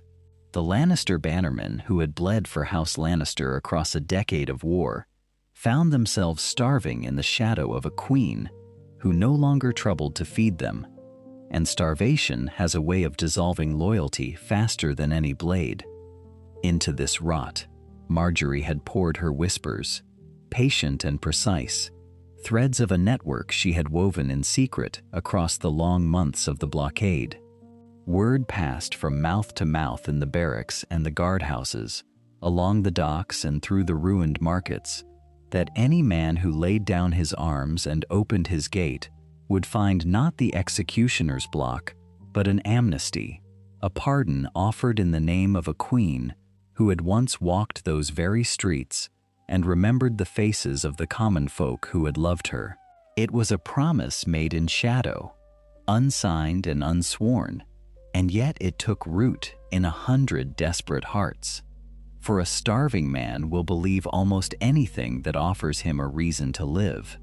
By the time Daenerys's outriders came within sight of the city, the defenses that should have met them stood already half abandoned, and what remained was not a fortress but the brittle shell of one, waiting only for a strong hand to press against it before it collapsed entirely. It was in the deep of that same anxious season, with the two armies converging upon the doomed city like storm fronts drawn together across a darkening sky, that the most dangerous tidings of all reached Margaery in her chambers at Winterfell.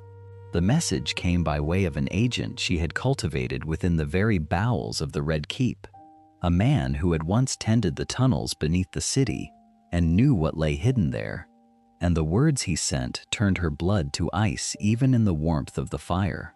Cersei Lannister, cornered and abandoned and utterly beyond the reach of mercy, meant to have her vengeance upon the world that had forsaken her, and she had chosen wildfire as the instrument of it.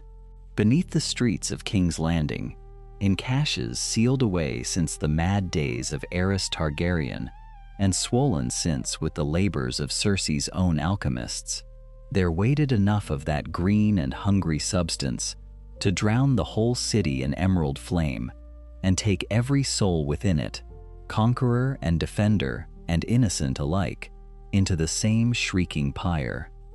Margaery did not hesitate.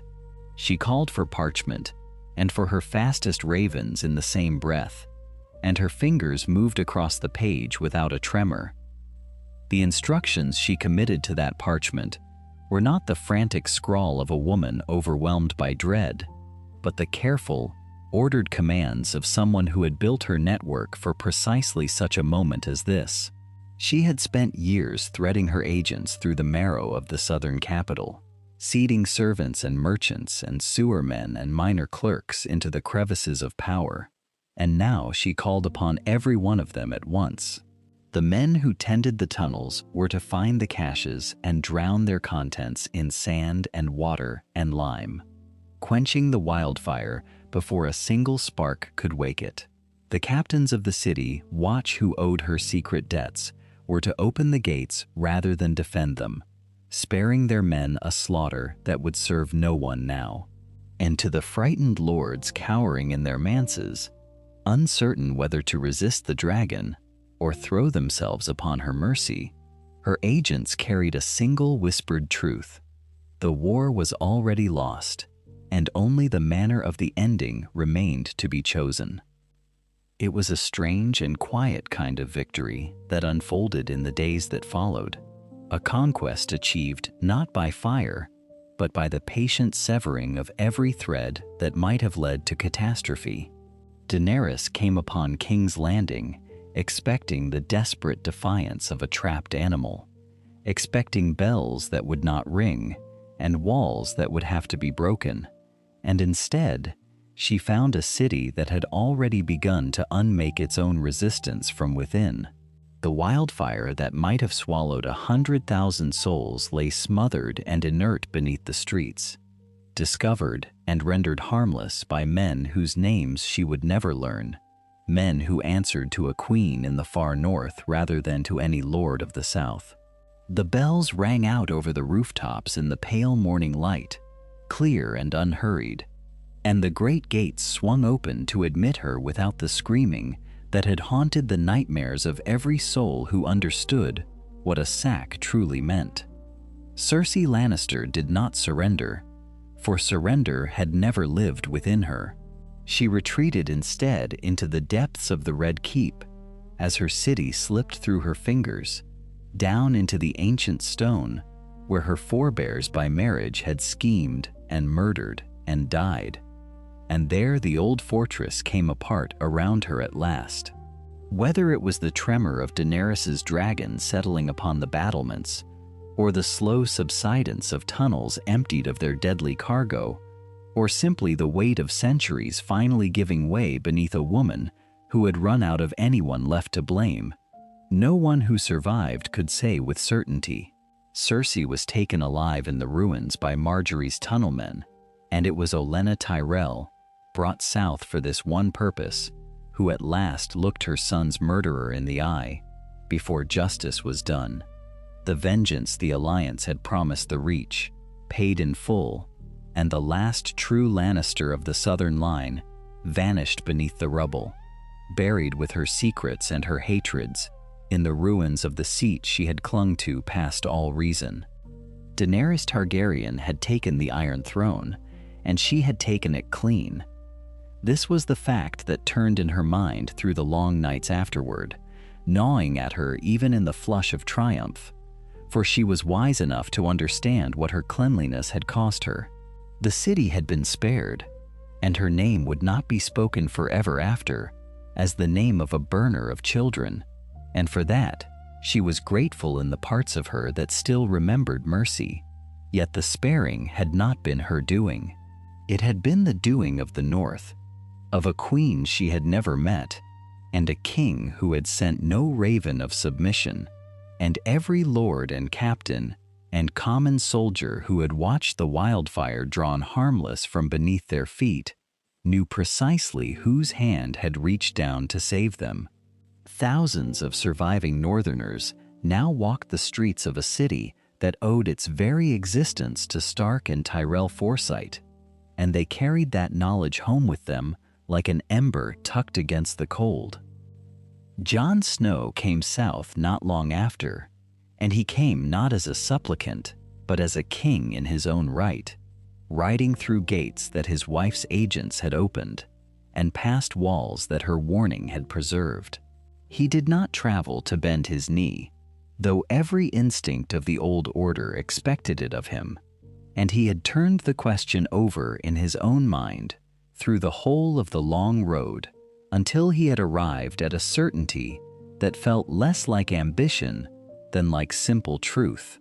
The peace that had held the living together against the dead had been a peace of necessity, forged in the shadow of annihilation, and now that the dead were beaten back and the old struggle for thrones had returned to fill the silence, he meant to discover whether that peace could survive the return of the ancient hunger for dominion, or whether it would dissolve the moment men no longer feared the night.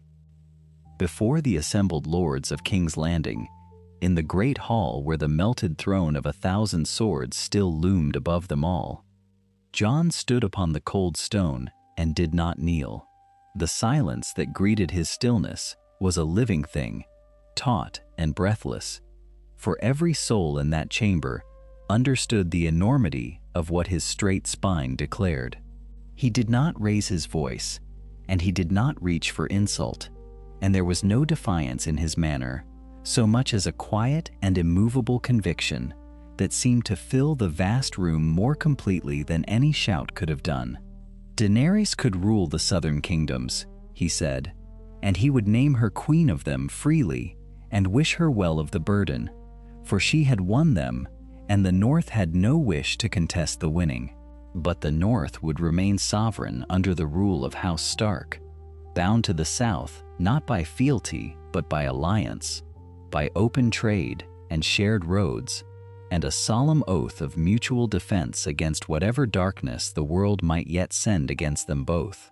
He offered her partnership, and he offered her friendship, and he laid before her everything except the one thing that every Targaryen who had ever lived had believed to be theirs by blood and fire and right.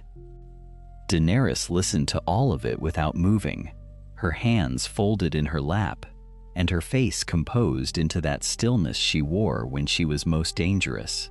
And when he had finished, she let the silence stretch until it grew almost unbearable.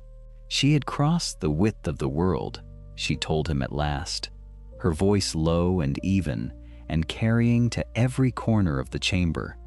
And she had done it, not for half a realm, or for the courtesy of an ally who kept his own crown in the cold northern dark. She had been born in exile and raised on the stories of a kingdom stolen from her house, and she had lost the men she loved and the children she had never borne and the innocence she could scarcely remember, to the single purpose of reclaiming the 7 kingdoms whole and undivided. 7, she said, and let the word fall like a stone into still water. Not 6, and not the scattered leavings of a broken map. She would not accept a rival king seated within the realm she had bled to restore, and she would not begin her reign by conceding away a third of it to a man who had knelt before no one and named himself sovereign in the same breath he offered her his friendship. Jon did not flinch from the coldness that had entered her, and he did not withdraw what he had said. The North had chosen him, he answered, not by his asking, but by their own free will, and he would not sell the people who had raised him from the dead and marched with him through the long night into a bondage they had not consented to bear. He would fight for her against any enemy that came, he said, but he would not become one himself, and if she meant to take the North by force, then she would have to take it grain by grain and stone by stone, for it would not be given.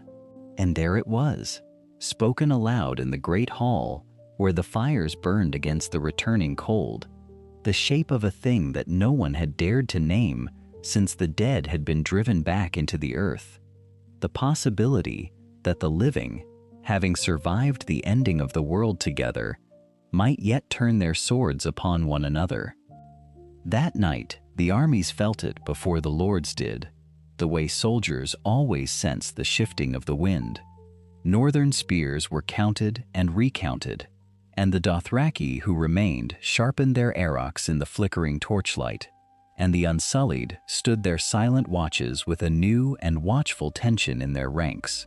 Margaery walked among the fires with her cloak drawn close, and saw it in the faces of the men, that weary and hollow readiness to do again the thing they had prayed never to do, and it frightened her more than the whites had ever done, for she understood that a war between the living would leave nothing standing that the dead had spared.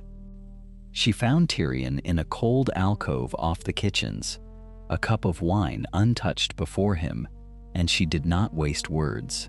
Another war would destroy everything, she said, and he did not argue, for he had already reached the same grim arithmetic. Together they set themselves against the tide, and it was the hardest labor either of them had known, for they were forcing proud and grieving people to sit at a table when every instinct of blood and honor urged them toward the sword. Margaery went to Daenerys and did not flatter her and did not plead, but reasoned plainly that a queen who wished to rule the South did not need to conquer the frozen North to do it, that a sovereign North, bound by alliance, would guard her northern borders more faithfully than any garrison of resentful conquered men. And Tyrion, who knew the queen he served better than she knew herself, warned her softly that to subjugate Jon Snow would be to plant the seed of a rebellion she could not afford, for the realm was ash and famine and open graves, and a crown won by burning the last of the living would sit upon a kingdom of corpses. Slowly, against all the weight of pride and history, a shape began to emerge from the wreckage of the summit. Daenerys would rule the southern kingdoms as their queen, and Jon and Margaery would keep the north as a sovereign land, and between them would run trade and roads and a sworn covenant of mutual defense. It was not what Daenerys had crossed the world to claim, and everyone at the table knew it, but she was tired in a way that had nothing to do with sleep, and the compromise held, fragile as new ice, waiting only for the seal that would make it real. And it was in that narrow moment of hope, with the ink not yet dry upon the thing that might have spared them all, that the secret that had been spoken in the quiet of the godswood began to move through the world like water finding a crack in stone. Margaery had known since Bran came to her privately beneath the weirwood and told her what the three-eyed raven had discovered, and Jon had known only after Bran revealed the same truth to him. He was no bastard at all, but the true-born son of Rhaegar Targaryen and Lyanna Stark. It was a truth Margaery had held quietly for months, weighing exactly when its use might buy the North its freedom. For a claim to the throne, revealed at the right moment, could force Daenerys to concede rather than fight, making Jon the rightful heir, not merely to the North, but to the Iron Throne itself. Now that truth was slipping its bounds, whispered from one careful mouth to another, and it could not long be kept from Daenerys, or from the great houses who would hear in it the promise of another succession war. Margaery understood at once the terrible weight of it, that to reveal it now would unmake the peace they had bled to build, and set the realm alight over a crown Jon had never sought. And so she came to him in the gray light before dawn, and she took his cold hands in hers, and she asked him the question that would decide the fate of them all, whether he meant to claim the birthright he had never wanted, or bury it forever, to preserve the kingdom they had built together with their own two hands. He was long while answering her, and in that silence, the whole of what they had made together seemed to gather in the room, the crackling of the low fire, and the pale gold spreading across the frost-rimed window, and the distant sound of workmen already at their labors in the courtyard below. When at last he spoke, his voice was quiet and certain, and he told her that he had spent his whole life wanting only to belong somewhere, and that he belonged here now, in the North, in the walls they had raised from ruin, at her side. A throne of swords in a burning southern city held nothing for him that he could not find in the smoke of a northern hearth. He would bury the truth, he said, but only after Margaery had used its mere existence, whispered to Tyrion, as the lever that finally moved Daenerys to sign. For a queen who feared a rival Targaryen claim breaking loose would far rather have a sworn ally than a hidden heir. And Margaery pressed his hands to her lips and understood that she had married not a man who grasped at crowns, but one who valued a living kingdom above a dead man's legacy. And so the choice was made in the gray before dawn, and with it the long work of building began in earnest. They rode north from the last of the peace councils, through a land slowly waking from years of war, past fields that had lain fallow, now being turned again by hands that no longer trembled, past holdfasts whose burned timbers were being replaced by fresh-cut pine that smelled of sap and hope.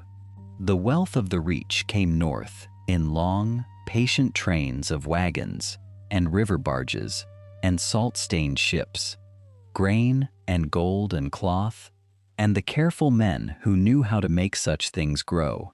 And Margaery bent all her considerable art to the task of weaving that southern abundance into the hard bones of the North.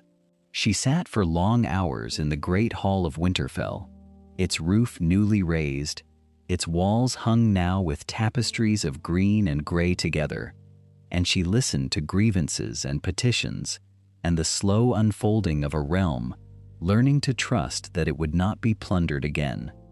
She established trade councils in White Harbor and beneath the Neck, gathering merchants and lords, and even the guarded representatives of the mountain clans, and she gave them a voice in how the roads were laid, and the harbors dredged, and the tolls apportioned, so that the prosperity flowing north did not pool in a few great houses, but ran down into the smallest villages, like meltwater feeding 1,000 streams.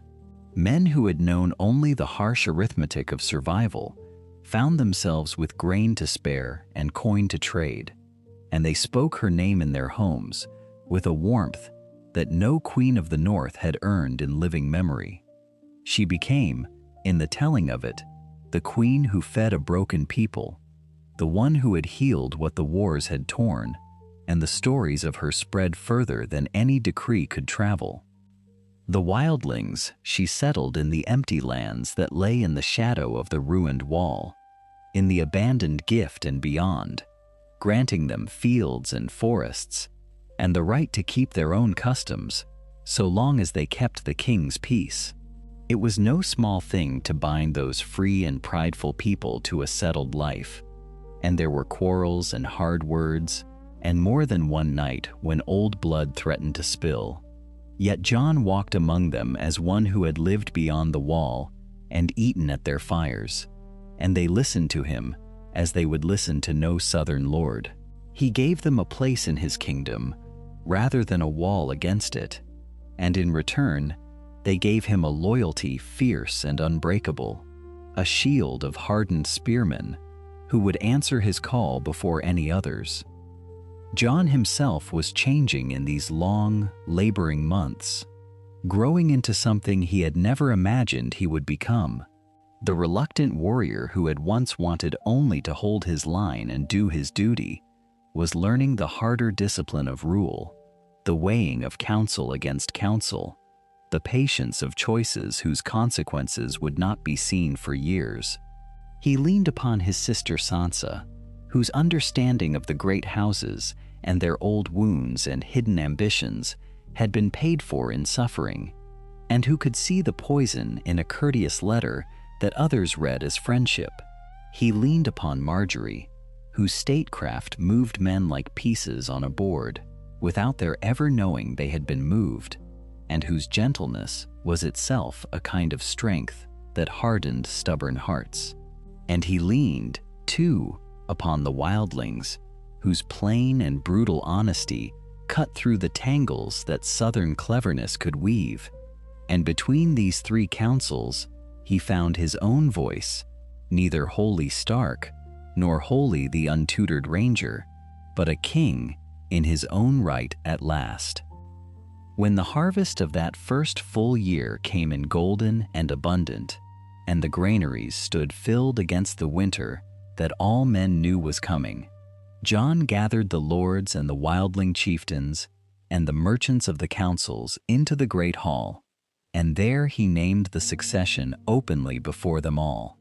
The North and the Reach were one now, he told them, joined not merely by treaty, but by blood, and the children of Stark and Tyrell would carry that union forward, a line that belonged to both the cold and the warm, the old and the new. He set his hand upon Margaery's where she sat beside him, and he declared that whatever storms came, whatever fire or ice threatened their borders, the kingdom they had built would not fracture over the question of who should follow, for that question was answered now and sealed. The lords rose and swore it, and the wildlings pounded the tables in their rougher fashion, and Sansa watched from her place with quiet, wary pride. Yet even as the oaths rang through the newly raised rafters, a rider was already spurring hard along the King's Road from the south, his horse lathered and his news heavy in his saddlebags, bearing word that would test every stone of the peace they had labored so long to lay. The rider's news, when at last it was unsealed and read aloud in the flickering torchlight, was not the calamity that so many had braced themselves to hear, for the parchment bore the seal of a dragon rendered in dark red wax, and the words within it were not a threat, but an offer of enduring friendship. Daenerys Targaryen, having claimed the southern realm and settled her dominion over the ashes and the green fields alike, sent word that the peace between her crown and the kingdom of the north would stand unbroken, and that the memory of the long winter they had survived together bound them more tightly than any conquest ever could. She had not forgotten the nights when the dead pressed against the ramparts and the sky itself seemed to freeze. Nor had she forgotten that it was the men and women of the north who had held the line while her dragons burned the darkness back. The message closed with an invitation to trade, to shared defense should any new horror rise, and to a friendship between two sovereigns who had each chosen, in their own way, to build rather than to devour. Margaery read the letter twice, and when she set it down, her eyes were bright, with a satisfaction that came not from triumph, but from relief, for she had spent years cultivating this outcome as carefully as a gardener tends a stubborn rose, coaxing warmth from a soil that had known only frost and blood. She had written her own letters south, had sent envoys laden with grain and northern furs, had reminded Daenerys again and again through ink and gift that a neighbor at peace was worth more than a rival subdued. And now, the harvest of that patience lay before her, sealed and certain. Jon looked at her across the table and understood, as he so often did, that the kingdom they had raised together stood as much upon her quiet labor as upon his sword, and he told her so, and she only smiled and said that swords and roses had always needed one another more than either cared to admit. The years that followed unfolded like a long, gentle thaw. Trade flowed along the King's Road in both directions, southern wine and warm weather fruits climbing northward, while timber and wool and the hardy goods of the mountains rolled south, and the two realms grew rich upon the commerce of a peace that neither had thought possible in the desperate hours of the war. Ravens carried friendly words between Winterfell and the far southern courts, and now and then a dragon was glimpsed high above the northern hills, wheeling not in menace but in the easy circuit of an ally passing through, and the small folk who once would have fled indoors learned instead to shade their eyes and watch with a kind of wonder that their grandparents would never have believed. And in the fullness of one bright spring, when the snows had at last retreated to the highest peaks, and the courtyards of Winterfell rang with the sound of running water and returning birds, Margaery gave birth to a child in whom the two great houses were joined at last in flesh and blood. The North celebrated as it had not celebrated in living memory, with bonfires along the walls and feasting in the great hall, and songs that mingled the old dirges of the wolves with the sweeter airs of the Reach. And Jon held the small warm bundle beneath the wide gray sky, and felt something in him settle that had been restless since his boyhood. Here was the answer to every question that had ever wounded him. The honor of the Starks and the cunning of the Tyrells, woven together in a single heartbeat, an heir who belonged wholly to the peace they had made, and not at all to the wars they had survived. Long years later, when his hair had gone gray and his hands had grown slow, Jon walked out beneath the heart tree in the godswood, where the red leaves whispered as they always had, and the still black water of the pool held the pale reflection of the carved face above it. He came there often now, not as a man in doubt, but as one who had made his peace with all the truths that had once threatened to unmake him. The realm knew, as it had come to know over the slow passage of years, that the king in the north had once been a dragon's son by hidden birth, an heir to a throne he might have claimed, yet he had built something no Targaryen or Stark before him had dared, a formally sovereign north, its independence written into law and recognized by the Iron Throne itself, the first crowned kingdom to break free of the Seven and make the break permanent as a man sets down a heavy burden he was never meant to carry, choosing instead the hearth and the blood and the cold, honest stone of the place that had raised him.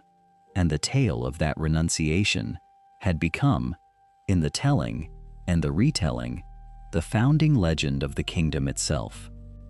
He was no longer the reluctant bastard who had marched south to reclaim a home, nor the weary warrior who had stood upon frozen ramparts, uncertain whether the sun would rise again. He was the first king of a sovereign northern realm, a line established and secured, a dynasty that would carry the union of Wolf and Rose forward through generations, who would never know the terror of the dead, nor the temptation of a stolen crown. His son or daughter would rule after him, and their children after them, while the peace he had chosen over conquest rooted itself so deeply into the land that it would outlast every name now spoken. Jon lifted his gaze from the pool and looked toward the north, where the rebuilt wall stood white and silent against the horizon. No longer a barrier against horror, but a monument to the horror that had passed and been overcome. The wind that came down from it was cold and clean, and it carried with it the smell of pine and snow and the vast quiet reaches beyond, and he breathed it in and knew, with a certainty as steady as the ancient tree above him, that he had chosen rightly, and that the world he was leaving behind was gentler and safer than the one into which he had been born. And this brings us to the end of this alternate history. If you enjoyed exploring how events might have unfolded differently, I'd really appreciate it if you subscribe to the channel. We dive into new stories from the world of Westeros every single day, imagining the choices, battles, alliances, and destinies that could have completely changed the fate of the Seven Kingdoms. And if you'd like to explore even more stories, our Lorekeeper members unlock a brand new exclusive alternate history every single week. I'd also love to hear your thoughts. What do you think would have happened next? Did this version of history end better than the original, or would you have taken the story in a completely different direction? Leave your ideas in the comments, because many of the best future stories come directly from your suggestions. Thank you so much for watching and for spending your time with me. I'll see you tomorrow with another alternate history from Westeros. Until then, peace out.